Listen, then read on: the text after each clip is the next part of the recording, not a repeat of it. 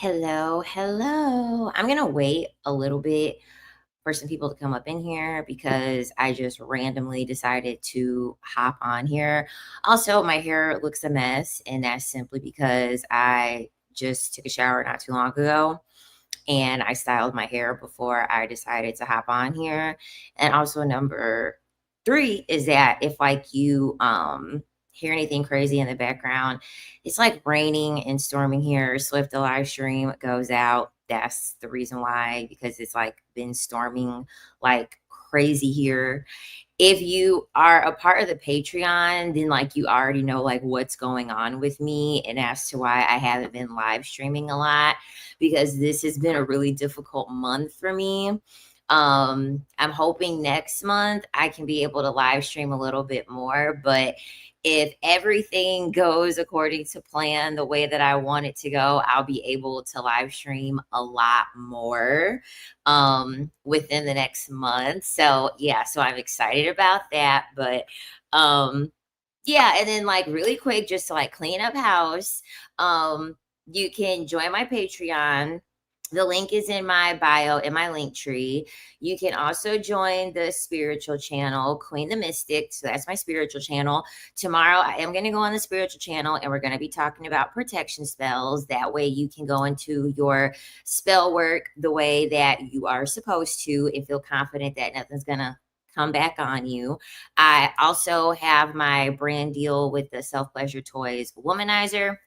You can use the code A as in Apple, F as in Frank, F as in Frank dash Queen, and that'll get you some money off for anything on the Womanizer website. They make really, really good toys because I don't know about you, but like I'm not, I'm not opening up my legs for anybody. So yeah. And yeah, okay, so that's it, pretty much cleaning up shop. I really missed you guys. I really, really miss live streaming and like talking to you guys. It's been so hard for me. Everyone on Patreon knows what's been going on with me, but I was diagnosed with scoliosis. Literally last week I was diagnosed with scoliosis. So that's been something. Okay. That's like definitely been something because essentially I was like having all this pain, but I was having most of the pain at work. And then essentially, with me like taking like pole dancing classes, things were becoming like more and more apparent that something was wrong. Cause I go get massage therapy very often and that wasn't alleviating any of the issues that I was having. So then I had finally decided like I need to go see somebody and go see the chiropractor. And so they had to a couple x-rays and then they saw that I have scoliosis. Thankfully it's mild and thankfully like they will be able to correct it by like 50%. So by the time that I like do everything that I'm supposed to be doing, the curvature will be like pretty minimal. But yeah, I was in like a shit ton of pain and I was hurting, but I feel a lot better these days. The days at work are a little bit difficult, but that's like a part of the reason why I haven't really been live streaming. And then thank you all for saying hi and like saying hi in the chat. If there's anybody new here, welcome. Uh yeah, sorry, I just went on rambling, but I haven't live streamed in a while, so I'm trying to like cover all the bases with everybody just to, get everybody caught up. I hope that everybody's having a wonderful Saturday, nice chill Saturday for me. I'm actually really glad that it's raining. Because I like the rain, especially when it's sunny all the time. The rain is needed, and I'm actually kind of glad that it's been raining all day instead of like the stray storms that we get here in Florida. So the reason why I wanted to talk about this discussion of whether like you should be the rich man or get the rich man is because I I always get comments like I always will get some people commenting saying that like what I may be saying is contradictory because I will make content that is in regard to like you like maybe using men for money or dealing with men with some like objective goal in mind to be able to benefit you and like push you ahead in life.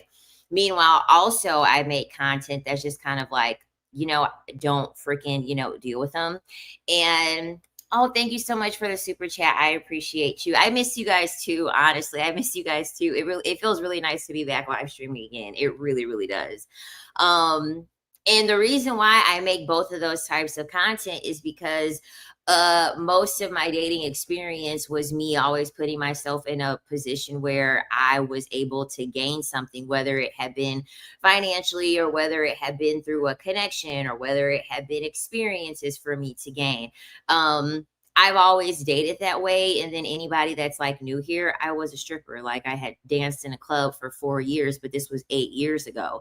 So the way I look at it is that I feel like it would be kind of disingenuous of me to just only tell women, like, don't ever deal with men, because like that's not realistic. Like, I mean, come on, like there's girls who are like 20, 21, 22, and they at least want a dating experience. It's kind of like, I don't know, I kind of look at it the way of like when you start talking about like the birds and the bees and stuff like that.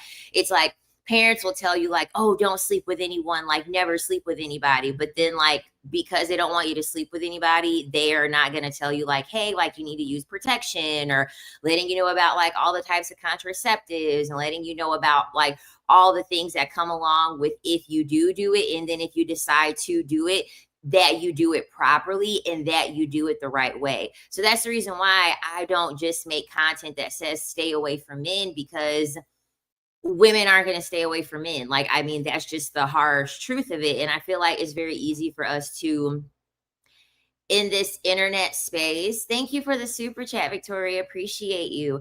In this space online, I feel as though we kind of overestimate how big the decentering men movement is, when in reality, it's really not that big. Um, I think we all can agree that there are more women centering men than there are women that have decentered men. So for me, if you're going to be dealing with men, you should be dealing with them in a certain way. That way you can decrease your chances of anything bad happening or you having any like distasteful experience, as opposed to just doing it and then going in blindly and then accumulating all of these bad experiences to the point where you decentering men is like coming like from a place of like anger. And although that's not bad, I don't really make content because I hate men. I simply just make the content because my experiences with men have just, they've been lackluster over, as opposed to like the things that I've done for myself, or like the experiences that I've given myself and things like that. Not so much that I've accumulated all of these bad experiences, you know what I mean? So that's the reason why sometimes the content may be contradictory. So that's why I want to talk about, okay, getting a Be the Rich Man, because like I'm gonna say do both. I'm gonna say I really am gonna say do both. Especially if you're younger. If you're younger and like you want to be able to date, I would only be dating someone that would be beneficial, primarily that's going to benefit me financially. And I think that that's really important because it's your youth, it's your beauty, it's the status that you're adding to a man. So it's kind of one of those things where I feel as though you should rightfully be compensated financially if these are all the things that you're bringing to the table, which that man wants.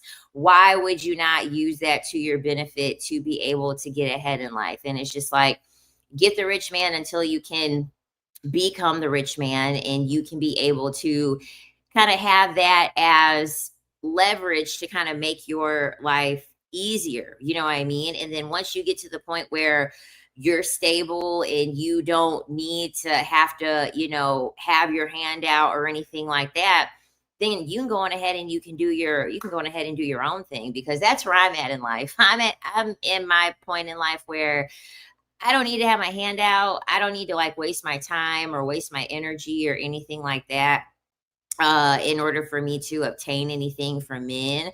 So, you know, that's where I'm at in life, where it's like, it's really not that big of a deal to me to, you know, want to use them. But it's hard out here. And that's another reason why I wanted to talk about this, because we see the state of the economy.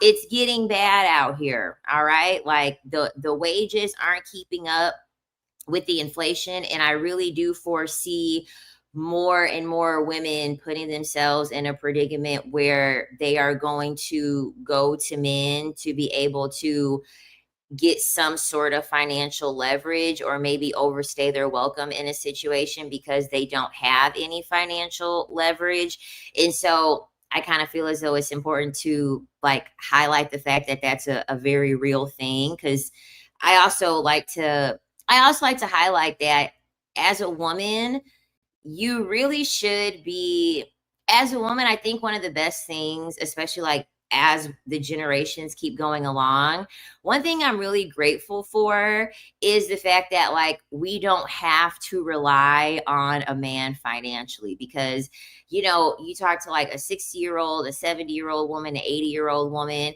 you know, a lot of them wish that they had the opportunity to just be single and have enough money where they don't have to deal with men at all. Like that's a dream.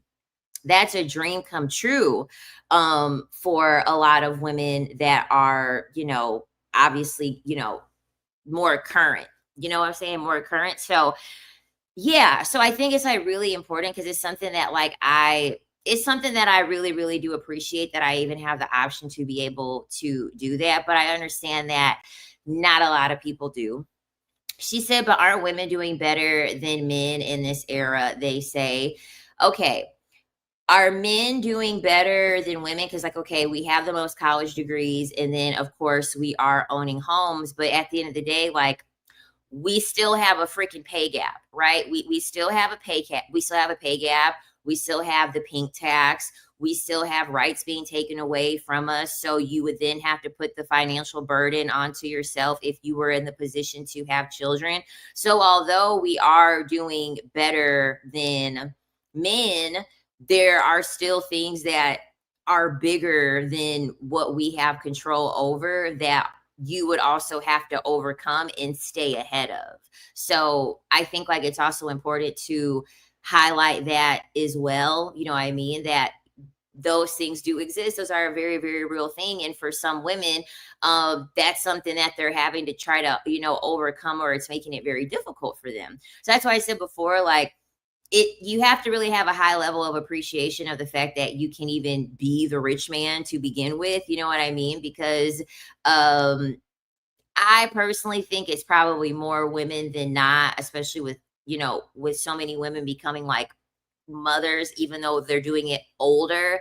Because I think this is the first time in history. Yeah, it's the first time in history we've had less teen pregnancies and we've had more pregnancies for women that are up to like 40. You know what I mean? So, but yeah, one thing I'm never going to say, I would never rely, I would never have just the reliance on a man's income. I would never, ever, ever do that. I would never suggest for somebody to do that. Because you're giving somebody a lot of power over you. And the thing about it is that I always like to look at it like this. If you have a job that you're working, if your job, like, unlawfully they fire you, they terminate you, they discriminate against you, you have you have a much better footing to fight against that, legally. You do. Whereas if you're married to someone and the man that you're married to decides that if you don't work and you have an allowance, okay, what if he cuts your allowance by 50%? What if he starts financially abusing you? What if he starts physically abusing you? That's like, he's your husband. He's not your employer. So, imagine how hard you're going to have to fight up against one person as opposed to a freaking company that we have social media. They don't want to be outed. They don't want to be outed for how you're, treating them. They rather just give you the money, settle through the situation, and then call it a day. That way these things don't have to get aired out. But when you're dealing like on an interpersonal level, that's when you're not really protected, right? Your level of protection is not that strong. So that's why I like when men make that argument, oh, you rather clock in for a boss and you rather give all your hours and your time to your boss as opposed to wanting to cook and clean, for a man and da, da, da. Well, yeah, I have more protection as an employee than I would being a wife ultimately. I mean, if we're just keeping it real, you just have much, much more protection that way. So that's what I want to do. And the thing about it is that uh there's no punch in and punch out time on being a wife or being a girlfriend. Like, I mean, men are going on saying that they are expecting, like, oh, if I'm hungry at 2 a.m., I want you to get up at 2 a.m. and I want you to cook for me. Like, at a job, the only way that that's going to happen is if you're on call and you're getting paid very well to be on call, to be waking up at 2 o'clock in the fucking morning to go do whatever it is that you have to do. I'm not getting anything out of waking up at 2 o'clock in the morning and cooking you something because you're fucking growling. Like, I have a set schedule with my employer. I don't have a set schedule with me being a mother and a wife and, all of these things like that. So no, like, for me personally, where I'm at, I'm gonna choose to be the rich man just because the level of security. But the biggest thing is just don't be lazy. Don't ever allow yourself to just rely on a man's income, because they really want to use that as power over a woman. That's essentially the reason why they want to do it. Men really don't want to be providers out of the kindness of their heart. They want to be providers because they want to have power over somebody, because they cannot be an employer and employ people and actually be the boss and actually, like, own a business with employees and boss other people around. They have to have their own private entity of having a wife that is then their quote unquote employee that he can then exploit, for a very, very low wage. That's essentially how I think about it. The idea of a man lowering an allowance enrages me. If I had to depend on a man, I'd end up in prison. It's so degrading, girl. Because I'm telling you, even when I danced, there was a guy that had, like, he got me out of the club, and then pretty much as soon as he got me out of the club, that's when he started tightening up his pockets. And so then I took a minimum wage job, and then I just went back to the club because I was like, you're doing the bait and switch, and, like, I'll just go back to the club. Like, I'm in school, like, I will get the money paid, I will get this college paid off regardless. Like, I don't care. Even though I didn't want to go back, to the club, I'm like, no, I have a way to make it work. So rather use an out than to be, shackled to a person that's, like, having control over these decisions, especially financially, because your finances are your level of security. You know what I mean? So, um, yeah, I think it's best to, be the rich man. I'm scrolling up on the comments because someone asked me something about, do you recommend being on sugar baby websites or freestyle? Oh my God, just freestyle. If you're trying to get these rich men, just go out in public, because a lot of those websites is scammy. It's scammy. Um, unless you decide that, unless you find a simp on there, that you can, bait with some pictures and have them pay some money for somebody's fake pictures. That's about as good as it's going to get on those, like, dating websites or on the sugar daddy websites. And the thing about it is that your regular dating websites, you have to be very, what's the word I'm looking for? You have to be very inconspicuous on what it is that you're looking for. So that if you're using, like, a Hinge or a Tinder or, any of those things, you kind of have to curate your profile to make it look like you got to spend some money over here. You know what I'm saying? But I would always suggest for you to go out in public, especially if you work, like, a job where you could work from home. If you have a remote job, that should be easy. Just take your remote job with you during lunchtime and go to, like, a really nice place during your lunchtime. Or if you work an afternoon shift, going ahead and go to a nice place early in the afternoon, or run your errands early in the afternoon and just keep going to the same place. Just keep making it a habit, because most people are habitual. So, especially men that, like, have money, they tend to be very habitual with their schedule and where they go and how they network. And so essentially you'll start running into the same people. And if they're attracted to you, if they're interested in you, they'll go on ahead and they'll approach you. And if you give off that vibe, like, I always say, like, men can kind of smell it on a woman that she's going to cost money. Men have that as, like, a sixth sense. They do. So a lot of these men, yeah, they'll know that they have to spend money to be able to be in your presence. Yeah, that's where I got it from. Cher saying, she's like, no, I am the rich man. If you were unknowingly the side chick, would you tell the wifey or walk away? What I would do is I would confront him, and then I would ask for a payment and say, you need to pay me whatever money your payment is. And if you don't pay me the money, I'm going to tell your wife. That's what I would do. It's blackmail at that point. Once I find out that you've lied to me and I have information on you that I could use against you, the only way that you're going to be able to get out of it is to essentially pay me money, or else I'm fucking telling. That's what I would do. Request payment, threaten him and request payment.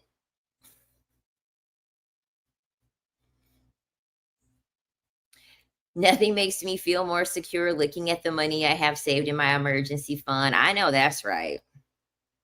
I know that's right. Like having enough money where you can feel comfortable in the event that something were to happen to you. Oh, it's a beautiful thing. Beautiful thing.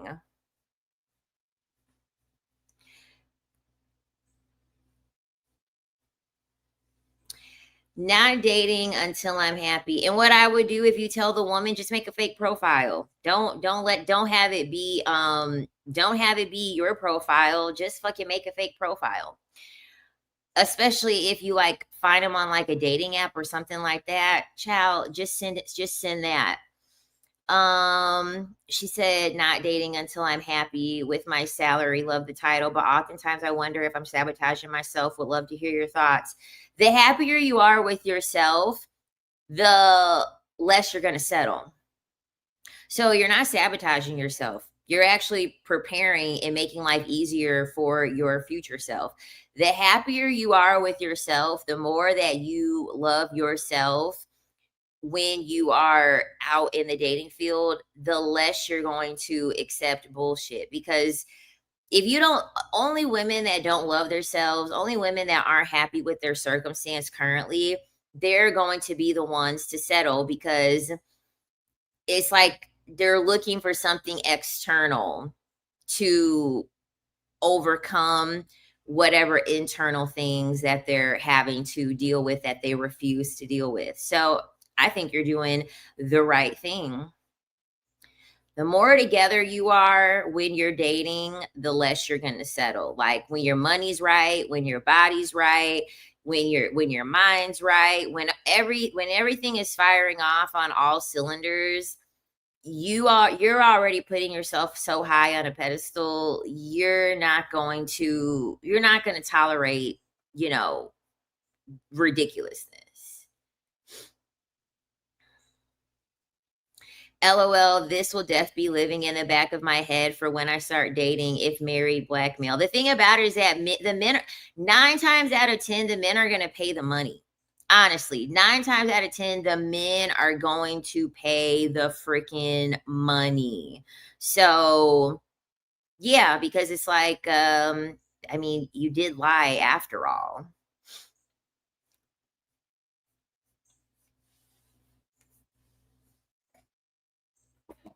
Or what you could do is you could just ghost him. Start ghosting the guy. If you find out that he actually is married, what you do, you could also ghost the guy, and he'll be texting and texting and texting. What's wrong? He'll be calling, what did I do? Because you just ghost him out of nowhere, no explanation. And then that's when you drop it on him. And then you're going to be like, well, no, what can I do to fix this? What can I do to fix this? That way you don't even got to threaten him with anything. You don't even got to threaten him. Now he has to pay a fee. Now he has to pay a fee for just the fact that you even found out, and not even the fact that you're going to threaten to tell him. See, it's 1,000 ways. It's 1,000 ways to overcome these things and get something out of it.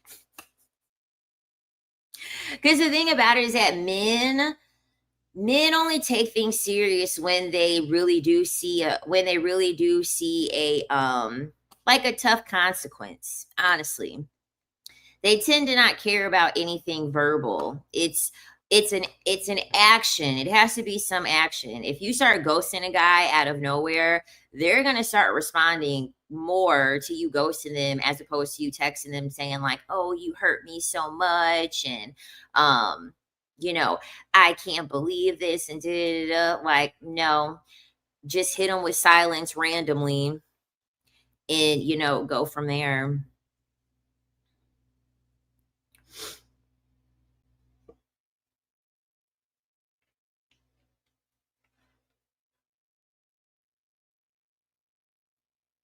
She said, "I never liked men and find it difficult to damn near impossible to coexist with men peacefully." Even at work, like almost every day, I'm reminded, like this guy, I have this patient.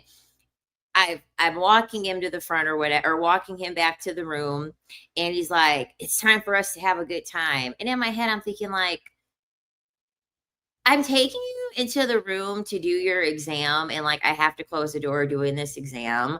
Why would you even like say something like that?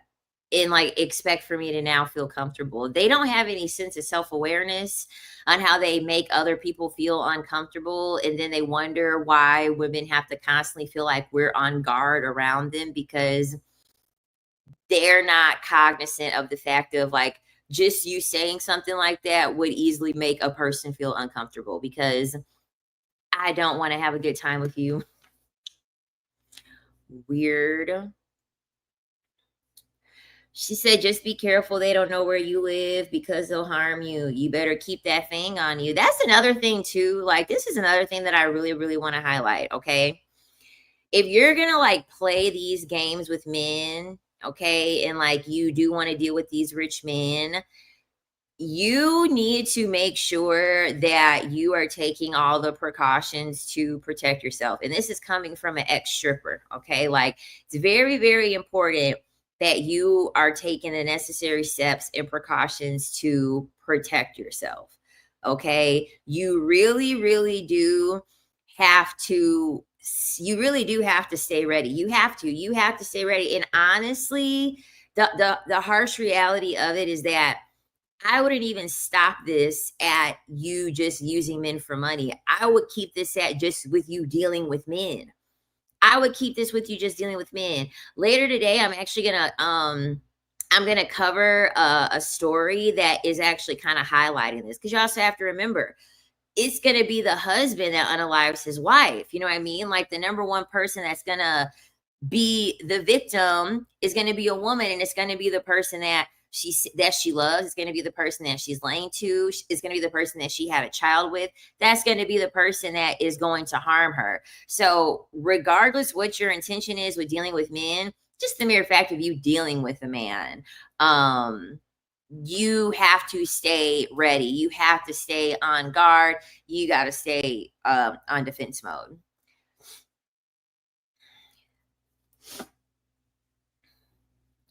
She said, "Share more stories of when you were a dancer." It was so long ago. I don't really I most of all that stuff is on Patreon, honestly. Most of all that stuff is on Patreon, but all the juicy stuff is on Patreon. What I will say is this: I feel like I got really lucky. I do. I feel like I got really lucky because, like, I just had common sense. I feel as though you having common sense and going with your gut will, like, put you in a predicament where you're not constantly in danger and you're not constantly having to, you know, dealing with like a ton of craziness, like from these men or whatever. Like one thing that I did enjoy like about dancing is that like if a guy was weird and I got a weird vibe from the guy, I just would get up and walk away and start talking to somebody else. You know what I mean? It would just be that simple. Like obviously you're not going to leave the club with the guy. Like in my personal opinion, I mean, aside from like a few, maybe 2 or 3 experiences that I had a pretty boring experience as a dancer as far as the men were concerned. In my experience, it actually was the women that I actually have the most juicy stories with. If I'm being completely honest, it actually was the women that really had the most issue with. Um, it's just in that setting, you just kind of see men for who they are. They feel more comfortable. Their guard is more down. So there's just things about themselves that you get to know on a deeper level, which essentially is it like further shaped how I look at them because they're in a more vulnerable position because they don't feel like they have to perform or mask when they're in that environment because we're there dancing, so we can't judge them. You know what I mean? The judgment would just be flipped right back on us. So they tend to feel as though, I could share everything with you. I could tell you everything that like I really feel or like what I'm into. So yeah, it's really just a mask that men are wearing. I would say like that's the biggest thing. And I have a whole live stream on it too. What stripping taught me about men. I think the video has like 230,000 views. It's my top performing video. Just type it in what stripping taught me about men. It's gonna pop right up. I have a whole live stream talking about all that stuff. If you all want me to make a more recent video, I can. I actually was thinking about it. But thankfully I didn't really have like any bad or crazy experience just simply because it's common sense. If a guy's being a creep, don't talk to him no more. It's really that simple.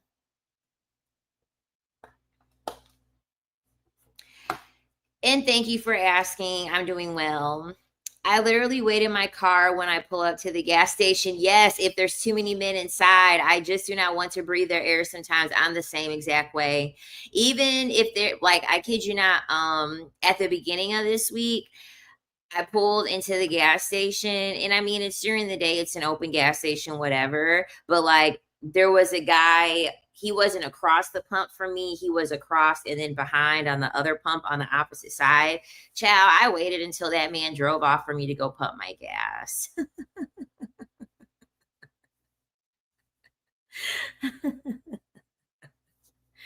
You know what I'm saying? Doesn't mean that Shira Seven's philosophy, go after rich men, get their money, marry them, is wrong, or she's just an exception to the rule. My belief is that there's 1,000 ways to skin a cat. It's 1,000 ways to skin a cat. Do you need to get married to secure a man's money? No, you don't. And in this day and age, really the only way that you're going to secure a man's money through marriage is if he's fucking this close to death. I mean, honestly, if he's this close to death and he has everything in your name, at that point, that's going to be like the easiest way for you to do it and not have to incur. That's why Sugar's always saying like deal with somebody old. The older you go, the closer the person is to death, the less energy you have to invest into that person. But you also have to think like Shira is always saying that you need to take their money and invest it into making your own money. That's the part that women don't want to that's the part that women always look over. Like, no, you're supposed to get the rich man and have a plan and then use his money to execute your plan. This is why you have to be intentional. Like, you have to have a goal in mind. And the thing about it is that when you're dealing with wealthy men, when you're dealing with rich men, they tend to want to deal with women that are ambitious. They don't really want to deal with women that need their rent paid. They tend to want to deal with women that actually have a goal in mind. They already kind of have something going on for themselves, and they just need a little help to push themselves to, the next level. Because like Shira was a mortician. Like Shira already was making her own money. She was just tired of working, but she never stopped working. She just worked for herself and was able to fully lock in on working for herself because she had the cushion of being married to somebody that could financially provide for her. So, and there's 1,000 ways that you could do that. You could, instead of you marrying a man, you could use your beauty. You could use your beauty to be able to get money from multiple men. And this could be roster dating. You could do this through work. So you could do this through being a bottle girl, being a bartender, being a dancer, being a cam girl, going on OnlyFans. Like, those are also multiple ways that you can use men's money to fund your life without having to date a man. So, Shira doesn't really like S workers. Like, she really doesn't like them, but obviously because I was one, I mean, obviously I'm gonna bring it up as an option. I just am. But there are multiple ways that you can do it. The biggest thing is you need to, all that matters is that you have a plan, you have a stream of income. That's it. You need to have an intention. You need to have your own stream of income. There you go. What how you decide to go about how you're going to deal with the man giving you money, that's up to you.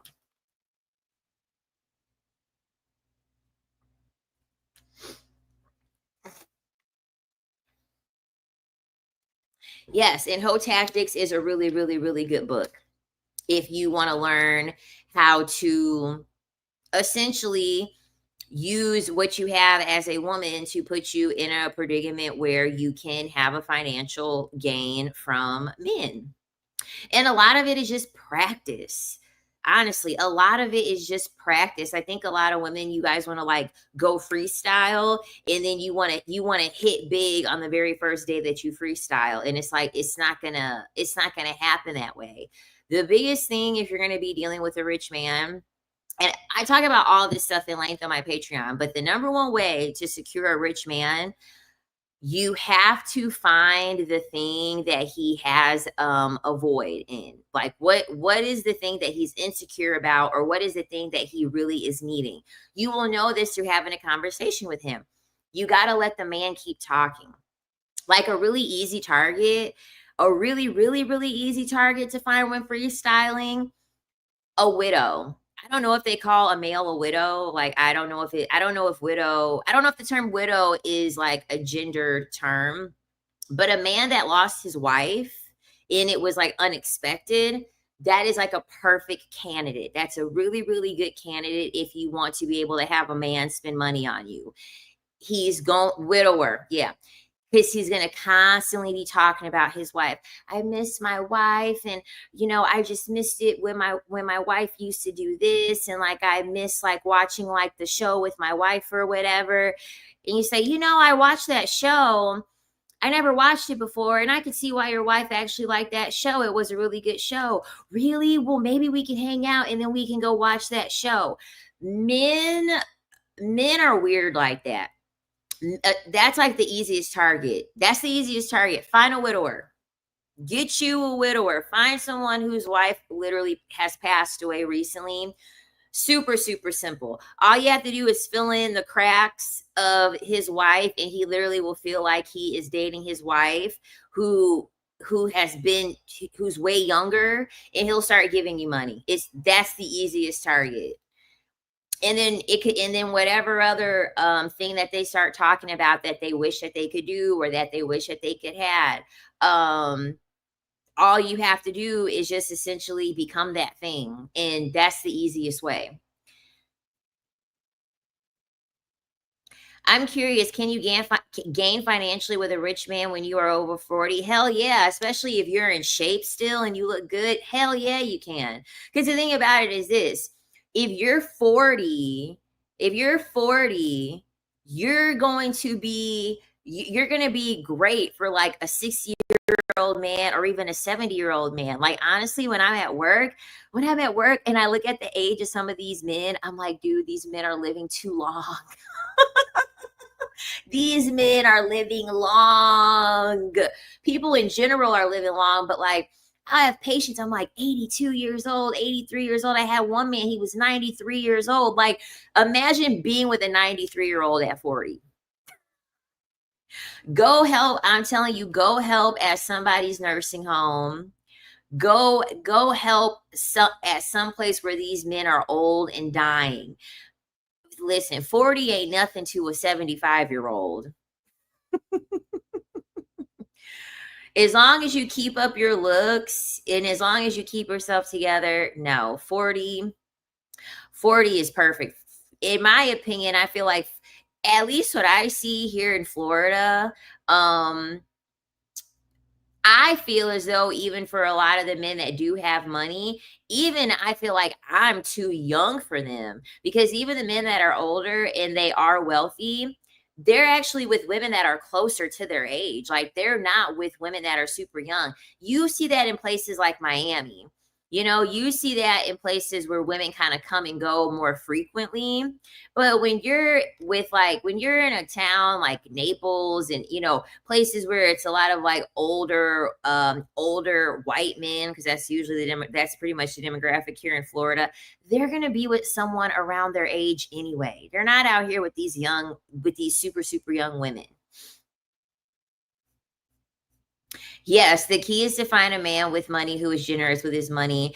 I hate males that have money but are selfish and cheap. You got to have a man that's just happy that you're there. You do. You got to have a man around you who just looks at you and he's like, "You want to know what?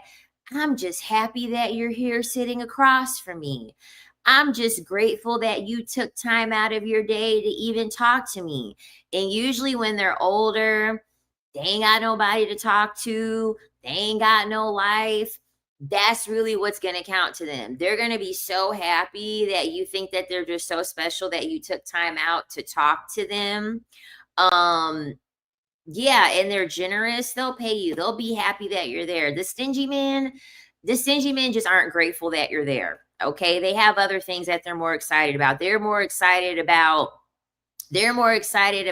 touching dingalings in a club with other men, as opposed to having a woman in their presence and them being excited to the point that they want to open up their pockets. He just ain't excited enough about women. And that's really what it comes from. I adore you, but 60, I'm 39. If I was to ever have a man again, there is no way I would want a 60-year-old. Get a 60-year-old that's pretty much blind. He'll barely be able to see if you even there or not. He gonna see a big old blob. Is that you? Is that you? And you gonna be far away from him. Yeah, it's me. It don't even gotta be you. It could be a voice recording. Get somebody 60 and has poor vision. You don't even gotta be in front of him. Send somebody else over there.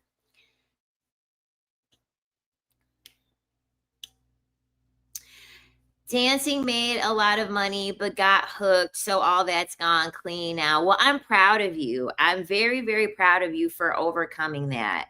Cause, okay, so one thing that I can say, the thing that made dancing very, very easy for me was the fact that I was in college at the same time.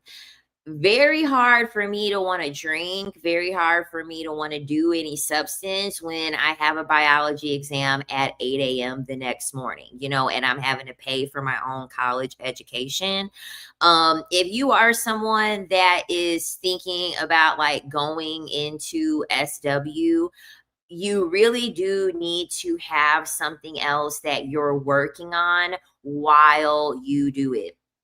Please don't just go into S work and just only be doing S work. You must have another vision that you're actively working on while you are dancing, because essentially you need something to keep you on course. You know what I mean? You need something to be in the back of your mind to be like, okay, I can't fuck this up. I have something that I have to work toward. I have something that I have to protect. I can't mess this up, right? I can't put myself in, that predicament. And also understanding that, making sure if you're in SW, making sure that you save up money so that you can take breaks. That's the beauty. That's the beauty of like doing that job. You're an independent contractor, making sure that you have enough money saved up where, like, if you don't want to dance at the club for like a month or two, you don't have to dance at the club. You have enough money. Or if you don't want to, whatever else it is that you're doing, that way you're not having to constantly expose yourself, and that way you're not having to constantly be in that environment all the time. Make sure you're getting a break and getting a rest from that environment and doing good with your money, because that was one thing about me. There wasn't a single day that I came to my shift at work and didn't pay the house rent. Like, that was like the first thing I would do. I would get out my car.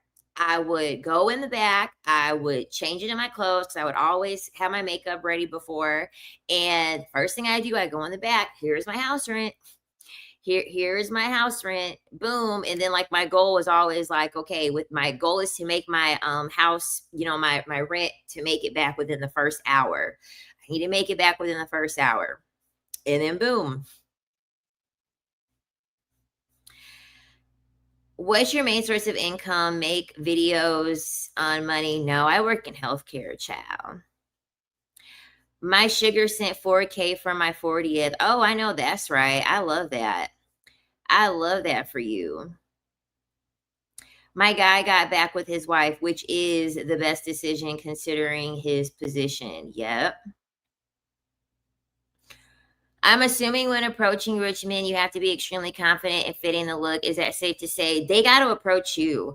They always have to approach you. The thing about it is that men that have wealth, men that have money, there isn't a shortage of things that they have access to. So a lot of the time, they're going to kind of be like nonchalant. It's usually the dusties that are going to be like swarming onto you because they're in starvation mode, they're in survival mode when it comes to women. So they're like salivating over a breadcrumb of a woman.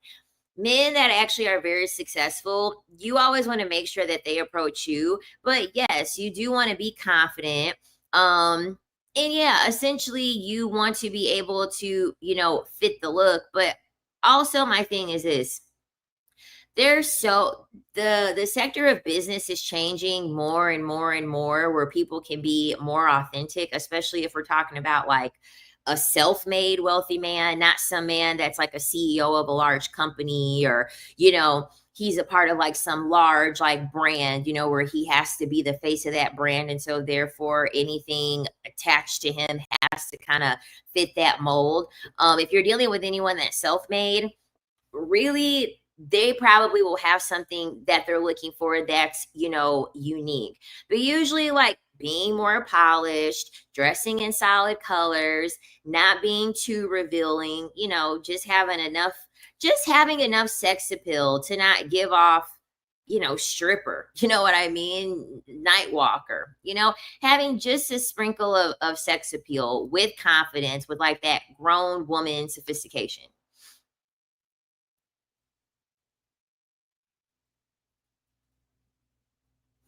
I work for a chamber of commerce and female contractor. Naturally, I have to be around men who make decisions.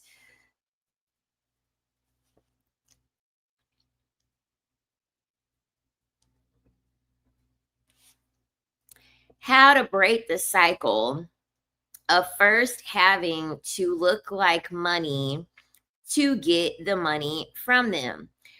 On some day, like for instance, like pick a day and just go to a wealthy neighborhood. It's still the summertime. Okay. See if there's like an event or something. Okay. See if there's an event going on. Get on like Eventbrite and see if there's some event or something happening in that area. Or if not, go run an errand. So like go to the coffee shop, go get some breakfast or some lunch, go to the grocery store. And just observe, like while you're running your errands out there, dress how you normally dress, and then go to those places and then start looking at how other people dress. If you feel like you're at a place and you feel like you don't fit in, that's how you're going to break the cycle. Just by the mere fact that you being there, you're like, "Ooh, I'm kind of dressed different than everybody. Like, I just don't feel like I'm fitting in." That's how you're going to break the cycle. And guess what? You don't have to like you can get anything on Poshmark that's used, um anything used from Poshmark. You can they have Goodwill in like really nice areas. Go to the Goodwills in the really really nice areas. They have consignment shops that you can get things that are nice. If you want to have like one luxury item, they like literally you literally could even get a pair of Louboutins on freaking Poshmark, and they have sellers selling them for like 200 freaking dollars. Not saying that you have to go that far, but I'm just trying to like show you the different levels of like how you can do things on a budget without having to go like full price and like invest all of this money. You know what I mean? Even your makeup, although I'm not supporting Elf, I mean, I don't even think I have one thing of Elf makeup. Oh, I lied. I have an Elf brush right in front of me. Because that ad that they had out with Matt Rife, which was like super, super tone deaf, but whatever. Um, Even your makeup doesn't even have to be crazy expensive. Your hair, I mean, literally, you can get you a cheap synthetic wig. You can go to the African lady, have the African lady braid your hair for like $30, $40, get you a synthetic wig for $30. Boom, there's your hair. Under $100, that fixes your hair problem immediately. Mm-hmm. Yep. I'm really, really big on you. If you want to get yourself in that predicament, you need to be a part of a community.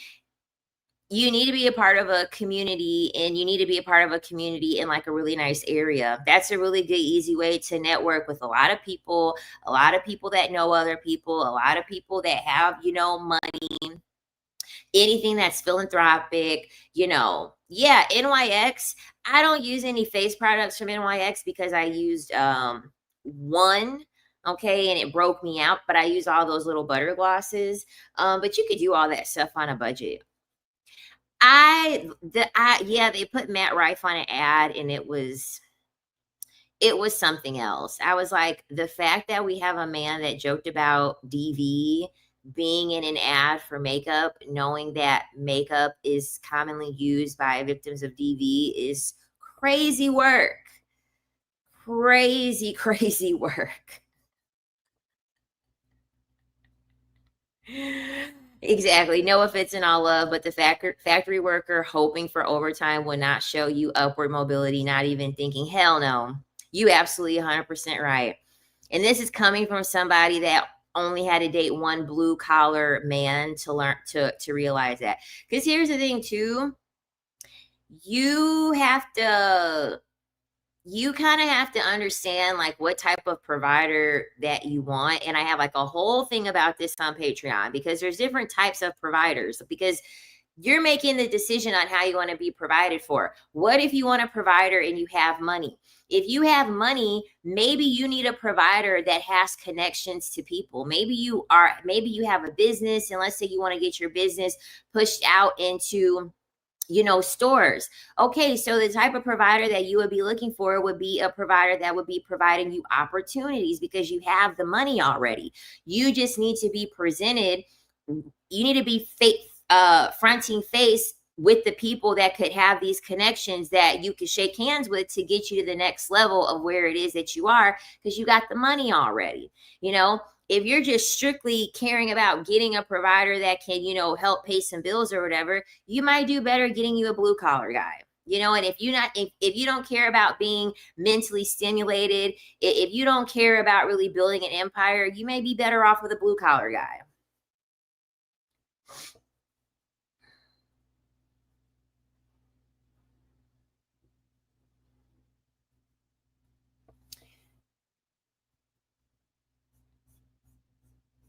But for me, intellectually, I can't do the blue collar men. I just can't. Um, the men that are like, a trade is just as good as a college degree. I mean, it can be, but it's not going to be any good for me to have a conversation with you, or to like see the bigger picture. I need more than that. What to do if I have a more masculine body, very small breast flat, but should appear very feminine to attract men? I feel like most women are effortlessly more beautiful and feminine while I'm not. Listen, as someone who has a very athletic body type, um, like my legs are really nice, but from the waist up, like I'm pretty much built like a refrigerator. Okay. I was a gymnast for 13 years. So I get it. Honestly, there are a lot of men that like athletic women. You just have to learn your assets, and you have to learn how to dress to show off your assets. Like for instance, like I have like pretty big traps for a woman. I do have pretty big traps for a woman. So I like to wear a lot of like halter, like I have a halter bra under here, because like it just makes my collarbones look good. It highlights my traps more. Um I know that I have nice legs, they're very muscular, so I like to wear a lot of high heels because it makes my legs look longer. It shows the definition in my legs. So just understanding, like, just learning how to play up your attributes, because there are a lot of men that like athletic women. Pretty much every man that I've dated, since I've like really, been athletic, they've all preferred a woman that was athletic because they were athletic. You know what I mean? They want a woman that's got some muscle tone. So don't, because I don't have any hips. Okay. I have no hips with hip dips. Like I don't have anything. But that doesn't take away like your femininity or anything like that. Now, I mean, I do have some boobies, but you didn't say you didn't have a booty. You ain't say you was flat in the back. So if you working with something back there, which if you lift, you can always grow a booty. And that's the thing, regardless like what your body type is, whether you're more like full figured, whether you're just straight up and down, whether you have more of an athletic build, the biggest thing is that you have to learn how to play to your strengths while hiding your weaknesses. That's like the most important thing. So, maybe if you don't wear, maybe if you're trying to like, maybe if you got a little gut, like I got a little gut right now, it kind of just is what it is. I'm losing the weight slowly. I'm not in any rush, right? If you got a little gut, just find a complementary color. Just know what your undertones are. Find a nice color. Find a nice, like, cute cut dress. And if you got some boobies, show a little bit of cleavage, cover your legs, or wear like a nice cute like A-line top or something that kind of it kind of goes like over you a little bit. It's not like so form fitting. And if you got nice feet, wear some peep toe heels. You know what I mean? You know how many foot freaks it is out there? They're not even gonna be looking at your gut. They're gonna be like looking down. Ooh, I like the I love that red nail polish. They're gonna be too focused on your feet to even care that you got a gut. Just show off the things that look good and hide the things that don't look good. You're welcome.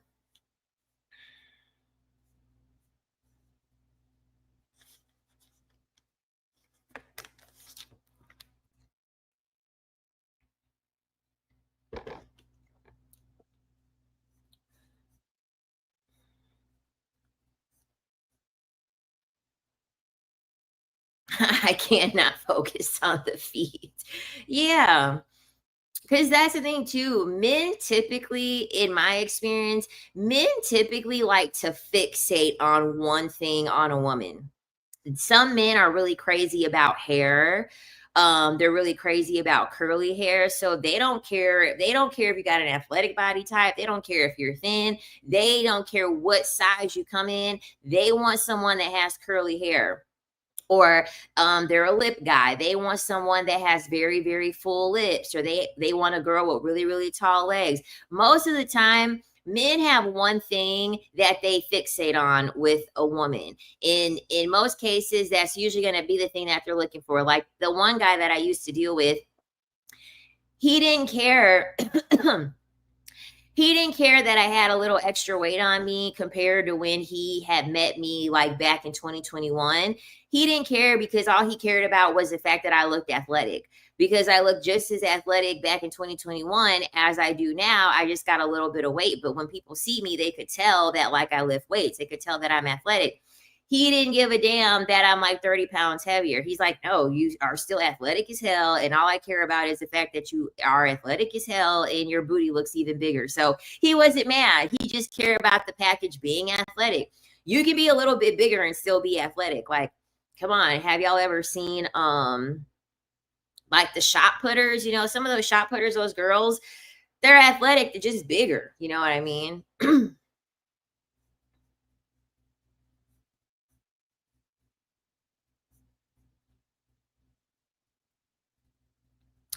It's okay to not desire today.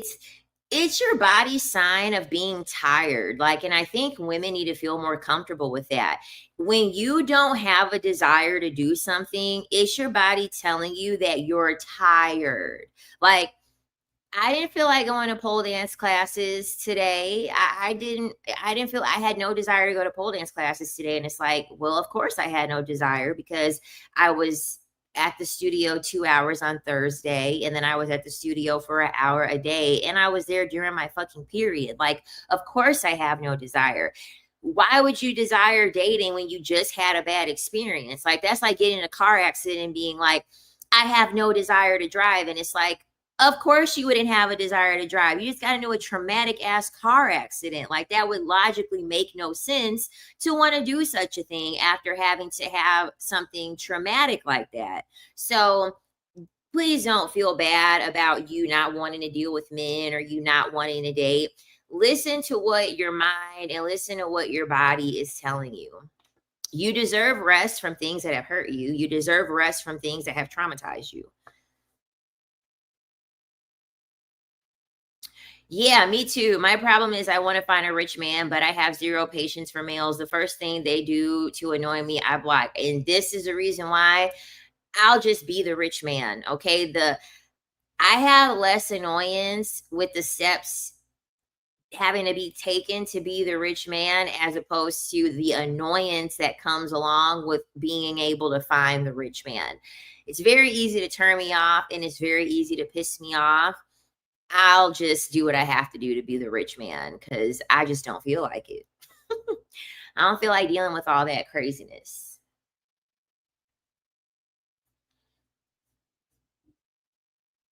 Growing glutes is so hard for me. It's been 2 months, no progress. Any suggestions? I don't know what you're eating. Okay. I don't know what you're eating, but you need to make sure that you're eating enough protein. So you need to be eating like zero point 0.8 to 1 gram of your body weight. So like me, I eat enough protein that is my body weight. So whatever my body weight is, that's the amount of grams of protein it is that I eat. And then also you need to make sure that you have three muscles in your glute. You have your maximus, your minimus, and then your medius. And so you want to be able to work every single part of your glute. So you need to do one move where you're like in a hinge position, so like a hip thrust. So you need to do something like a hip thrust. You also need to do something where you are putting your body weight down. So maybe like a reverse lunge. That's really good. And then you also need to make sure that you are doing something for your side glute. So you could do like clamshells. So that's like when you lay on your side and then you stack your bent you bend your knees, you stack them on top of each other, and you keep your ankles together and then open up your legs like a clam. Or you could do the abductor machine. That's really good. And you want to make sure that like you want to make sure that the weight is challenging. I usually like to do a rep range between like 8 to 10. And then you just have to have really good mind muscle connection because glutes are really hard for me. Glutes are really hard for me naturally because of my body type, because of my body structure. My femurs are long and I don't my femurs are long and I don't have any hips. I have zero hips at all. So it's very hard for me to have the mind muscle connection. So what I like to do is before I even lift the weight, I just like to get a little resistant band and you do like band walks. You could do like 30 each way. You could do like 30 band squats and then you could do some banded kickbacks, like do 30 each side. That way your glutes are already kind of activated. And so when it's time for you to actually like put the weight on, you can actually feel your glutes and make sure you have your glutes doing the work instead of recruiting other muscles.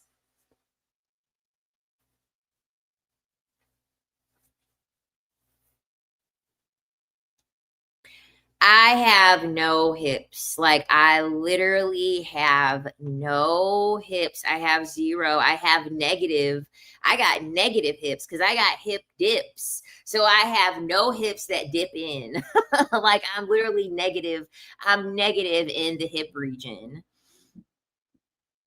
So the thing about it is that like my that's the thing too, like understanding your bone structure because I'm never gonna have that round booty like front, like I'm never gonna have a very, very round butt for real because my hips go like this. So my booty is square. My booty, I got a SpongeBob booty. It's not flat, From the side, it does look like this. From the side, it looks like it's a P, but from the back, it's a little square because I don't have any hips to kind of round out, I have any hips to round out my glutes from the back. So it just is what it is. You know what I mean? Of course, these males would date an athletic woman. It's the closest thing they could get to a man without feeling gay.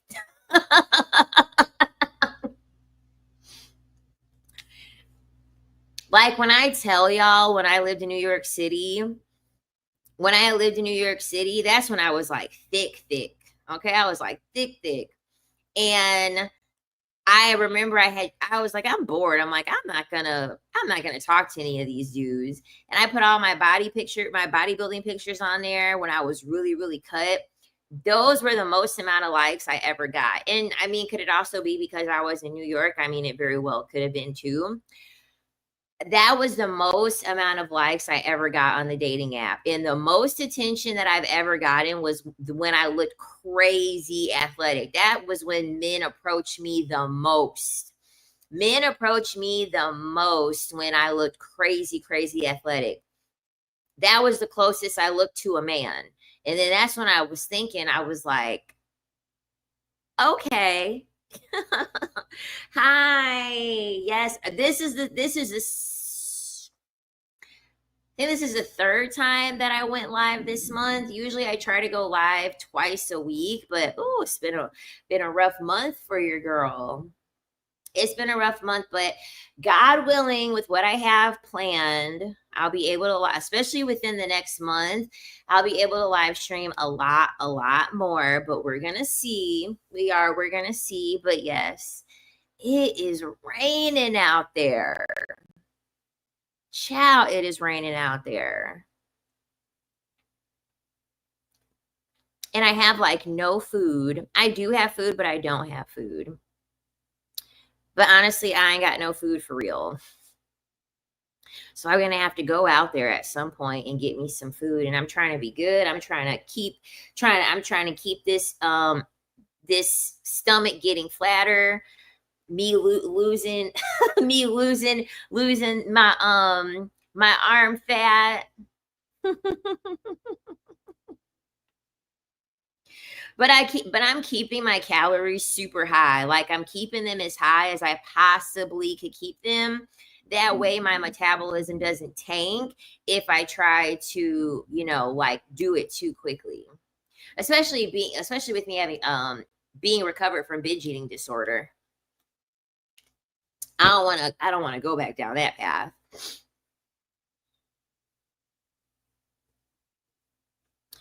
She said white men like curly hair, black men like straight, in my experience. Honestly, for me, in my experience, when my hair is curly, I tend to get the most attention from like Latino men. Like I think my whole entire life, I think the number one demographic that's like really been attracted to me the most, it's always been Latino men. Like those, like they've always been attracted to me. Like white men, black men, And I wouldn't want to get filler for me to because that means I have to keep getting filler, and it's like I don't want it to like migrate, and then I'm gonna have a cottage cheese booty if it migrates, and if it I don't want no cottage cheese booty because my booty is high and tight. That's one thing I will say. My booty is high and tight. Okay, I took a recording. I took a recording for the class that we took, or the class that I took at the pole dance studio. And I was like, I was so happy with my booty. I couldn't stop looking. I was like, dang, my booty looks good.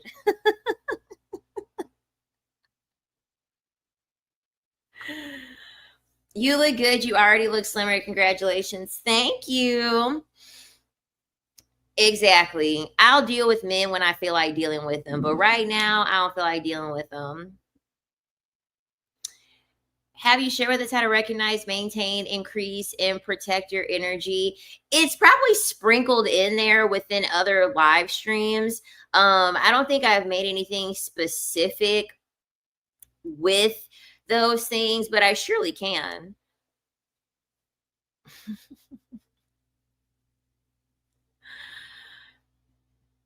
Do you think creatine helps with muscle growth? Yes, it does. You just got to make sure you're hitting your protein. Because like creatine is like an additional thing. It's most certainly not going to replace anything, but creatine definitely will help you replace. Like my legs look so good. Sorry, I'll look at my booty. Look at my booty.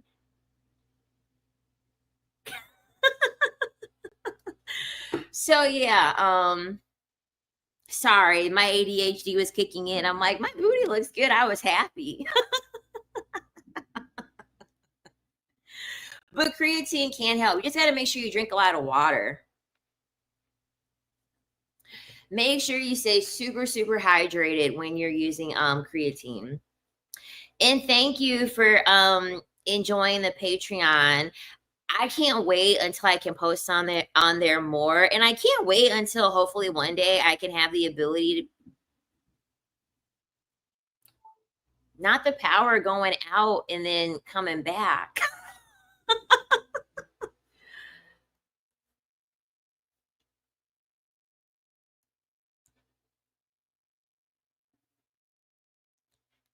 The power was in and out, honey. Y'all can still hear me. She said, not a ghost. Did y'all see my face?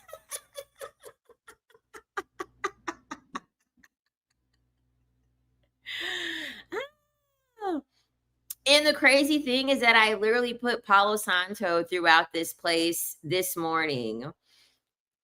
I did. I put Palo Santo throughout this place this morning. But it's because it's raining, y'all. I knew it was going to do it at some point. I'm shocked it hadn't did it earlier because it was really thundering and storming and doing all types of crazy stuff earlier. So I'm shocked it hadn't did it before. That was creepy. Can I make a suggestion? Can we have like Discord live chats with the Patreon members? You know what? Actually, that's a good idea. I'm telling you, I need one more month. As long as everything goes as planned with this next month, the month of September, I promise. Y'all are going to get sick of me with how often y'all are going to see me.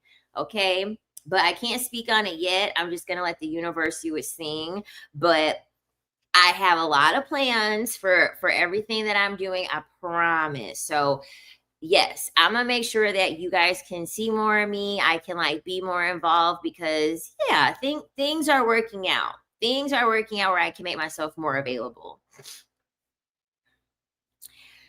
I wish I could do pole, but I run 15 miles 4 days a week, so my muscles are too sore. Oh yeah, girl, that's a lot. Oh, and I'm glad to help you, Anatomus. Unrelated, but I just remembered to tell you this. I did a cord cutting last night and I followed your video. I just wanted to say thanks for the visual aid. Oh, you're welcome, Tatum. I'm so glad that you did the cord cutting. Cord cuttings, I feel like as soon as I do the cord cutting, I feel so free. Like I just feel like I just released everything. Like I don't even care. Like I just completely forget that whatever I cut the cord from, it doesn't even exist anymore. I'm actually going to do some witchy stuff tomorrow. And I appreciate you guys like recommending the channel, following the channel, subscribing to the channel, like liking the content. Like I really do appreciate it. She said, I know, I feel great. I'm telling you, those cord cuttings, you just feel like you just feel so free. You don't feel all bogged down. Yeah, the fall's gonna be good. Fall's gonna be good. Egg cleanse tomorrow. What witchy stuff? I'm definitely gonna do some spells tomorrow. I am. I'm definitely gonna do some spells tomorrow. I'm definitely gonna do some money spells tomorrow. I am. I'm definitely gonna do some money spells tomorrow. Did you do anything on the Black Full Moon, Lilith? No, I didn't. I didn't, but I want to do a money spell tomorrow. And I don't know. I might make a honey jar because I just bought some expensive honey. I did. I just bought some expensive honey, but I don't think I have everything for the honey jar that I want to put in there.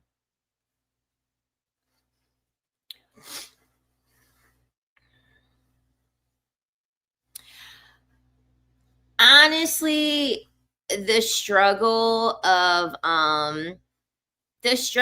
being alone, or the fear of being alone, is essentially, it's not real. Okay, it's not real, because at the end of the day, you're already born alone. Okay, I mean, unless you were born with a twin, or unless you were born with, you were a conjoined twin or something.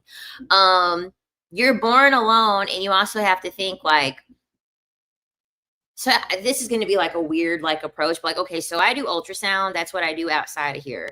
And the more you lack separation from your twin in the womb, it reduces your chance of survival. So like, when you have like your own placenta, when you have your own amniotic sac, that increases your chances of survival when you have a twin.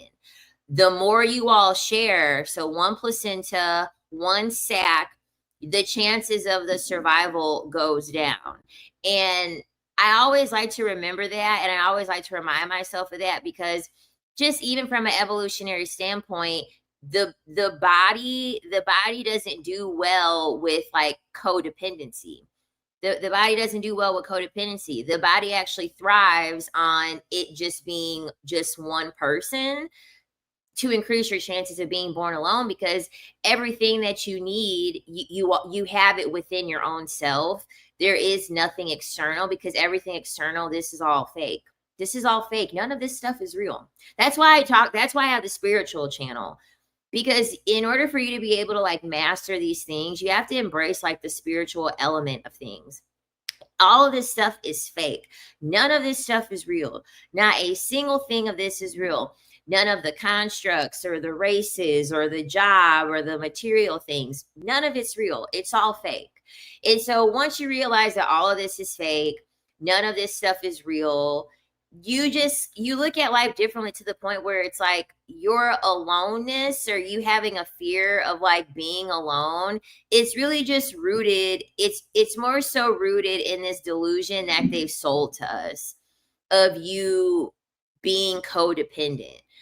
Because at the end of the day, no matter what, no one's gonna look out for you more than you can look out for you, because no one in the world should know you better than you know yourself. And so I know, no matter what, no one's going to know me better than I know myself. So I don't really have a fear of being alone, because it's like, okay, I like being alone already. Like, I mean, if I have to die my last days alone, I'm just going to do what I do on my days alone. When I'm alone, I'll read a book, or I'll listen to music, or I'll watch something on my iPad, or, maybe I can have an animal to come in or something. I don't know, but I'm going to live my life in my last moments the same way that I'm living my life already. Like, it doesn't matter to me, because none of this stuff is real. I mean, even your family. I mean, family members unalive each other all the time. You know what I mean? Because at the end of the day, there are other people that it's a relationship. You know what I mean? In relationships, they're not based in anything real. They're just based on a construct that we're supposed to uphold. But even your familial relationships, that doesn't mean anything either. You know what I mean? So once you free yourself of all of these constructs and all these things that just don't have any evidence or base in anything, you start caring less about that stuff. No, I'm not Dominican. I mean, I did an ancestry test. I don't have a pinch of Dominican in me, but I've had people ask if I was like Dominican or Puerto Rican. Child, no.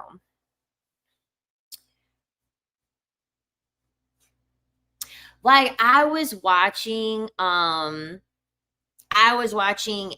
Ancient Aliens, and they were talking about transhumanism.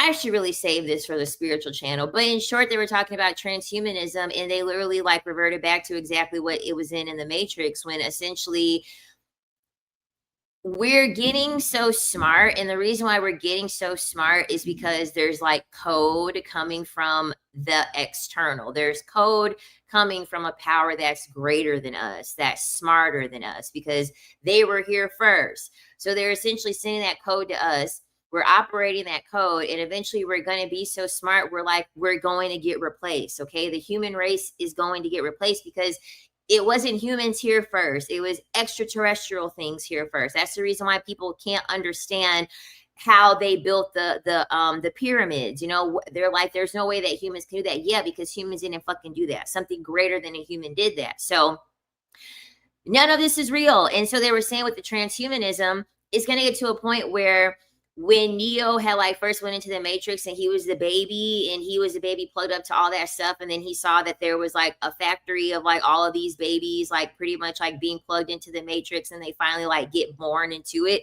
That's literally what like they have predicted with like transhumanism, like adding all of these things. You know what I'm saying?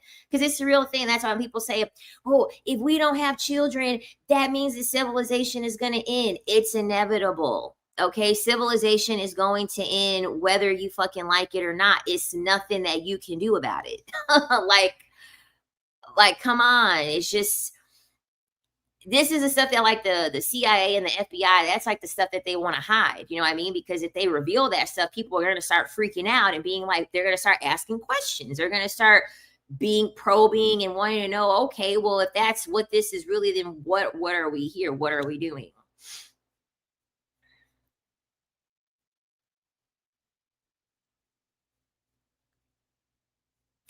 Can you talk about your sign? Can you talk about how your sign in Venus affects your sensual expressions, sex energy? I only know it personal for my sign, but maybe I can look it up a little bit and know it for other signs. Because the thing about it is that for me with astrology, I like astrology just for my own personal self. I'm 32, but I just like it for my own personal self. I don't like, I dibble and dabble about other signs, but not to, that whole thing.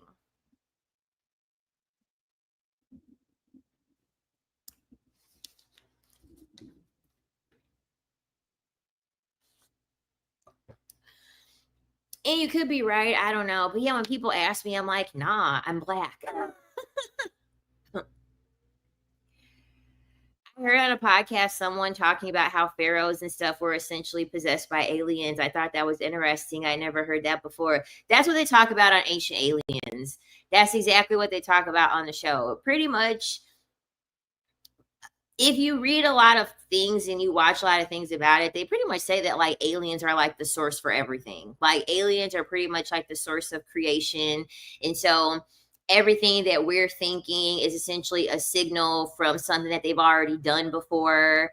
And they're kind of like observing us to make sure that we play out all the things that we're supposed to play out.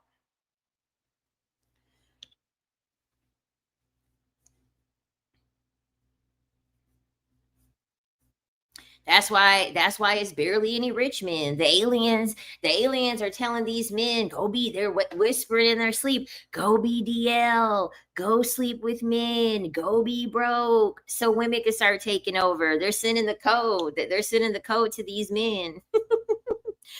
The aliens are making these men feel more free to go sleep with these men and be broke and not want to be high achieving and all this stuff. Like it's the aliens running the show. That's why the girls are like, why are these men so sassy? It's evolution at this point.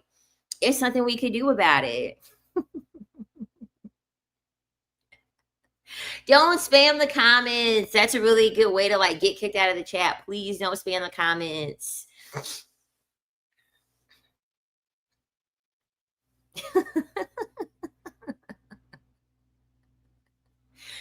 And then before these men know it, before these men know it, these aliens been watching them so much. Now it's the aliens' turn. The aliens, they watching y'all and they're like, okay, that's the one I want. They gonna come down with the UFO and they gonna beam the light down on these men and they gonna be sucking these DL men right on up, literally and figuratively.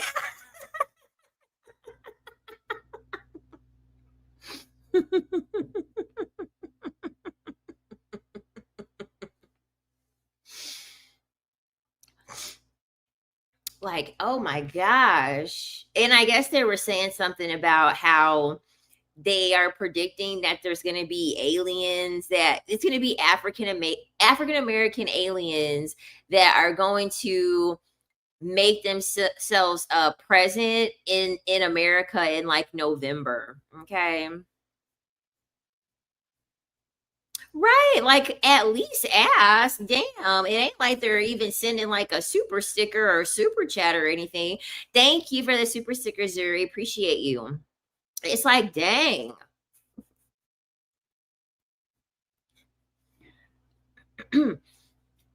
Yeah, hopefully the aliens come to their senses and they wake up one day and they're like, all right, it's time for us to harvest the males. It's time for us to beam them up. Like, okay, please. Please do.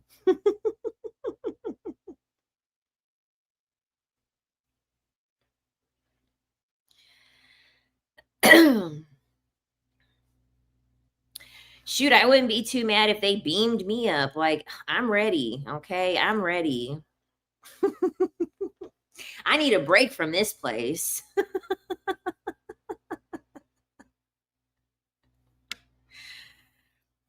I need a break. Tour me around the UFO. Show me whatever it is that you got to show me. But I need a break from this place.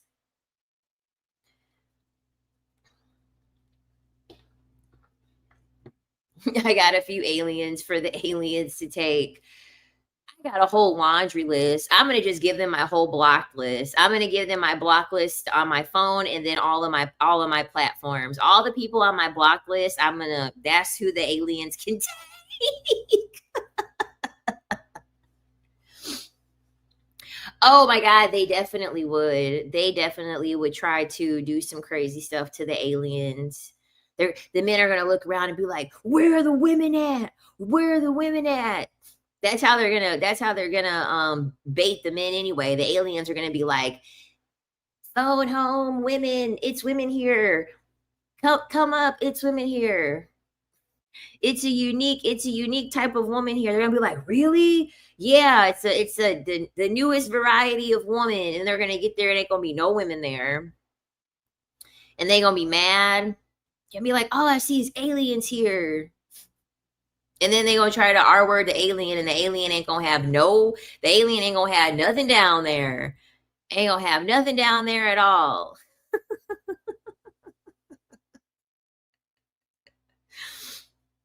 What are your tips to deal with loneliness and wanting a relationship? Don't be bored. Don't allow yourself to get bored. I feel like most women get lonely and then want to get in a relationship because they're bored. And there was literally a girl that made a video about this, pretty much saying that she said that she's so bored that sometimes she will think about like she will just get a situationship. She literally said that, she said, I'm so bored that it's to the point where I would want to settle for a situationship because I'm bored. Don't allow yourself to be bored. It's a slew of things that you could be doing. Go get your fitness on, go start a business. I mean, it's a ton of things that you could be doing, but honestly, I feel as though the biggest issue is that women don't know how to fill up their time with anything outside of men. Like, there's a lot of things that you can do that don't involve men, and they're way more fulfilling. So just get a life and stay busy. Read a book, go volunteer. If you like animals, go volunteer at the Humane Society, or go help at the community center. It's so many things that you could be doing. Exactly. And this is why we're talking about being the rich man, because at the end of the day, when you don't have money of your own, this is why, regardless of you being the rich man or getting the rich man, one thing stayed constant. You have your own money. Within both of those options, you have to have your own money. You have to have your own money, regardless of what side you're gonna pick or both. You must have your own money because money is what's going to buy you into community. And being a part of community is going to buy you more opportunity, which is going to reduce you being bored, which is going to reduce you making bad decisions. Why do you think parents put their children in sports when they're kids? They don't want their children being bored, making friends with some rascal tail, no good person, and then having their children getting constantly in trouble because they're so bored. All they're doing is making trouble. They put their kids in sports. They put their children in extracurricular activities to keep them occupied. You have to have the same understanding of yourself when you're an adult. People that are bored tend to cause trouble. People that are bored tend to make bad decisions.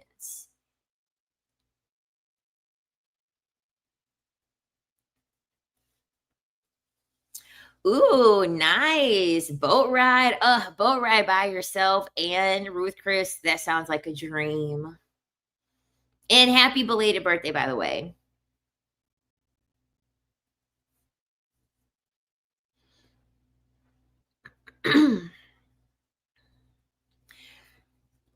Yeah, and then having to move back home, that's like traumatic within itself. You gotta keep yourself busy just from understanding that you're back home. So yeah, keep yourself super busy.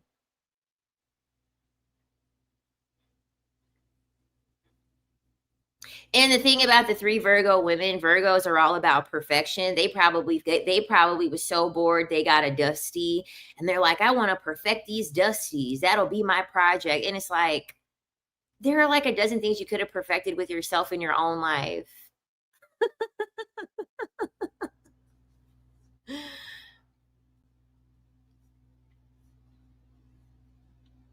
I'm bored. I'm gonna go build this dusty up. I'm bored. I'm gonna just take this no good man and I'm gonna level him up because I see potential in him. And it's like if women took the same energy toward themselves out of boredom like they do with men, women would be unstoppable. Okay, women would be unstoppable. I do so well with Virgos though. I freaking love Virgos. Like I do really well with like Virgos and Scorpio women.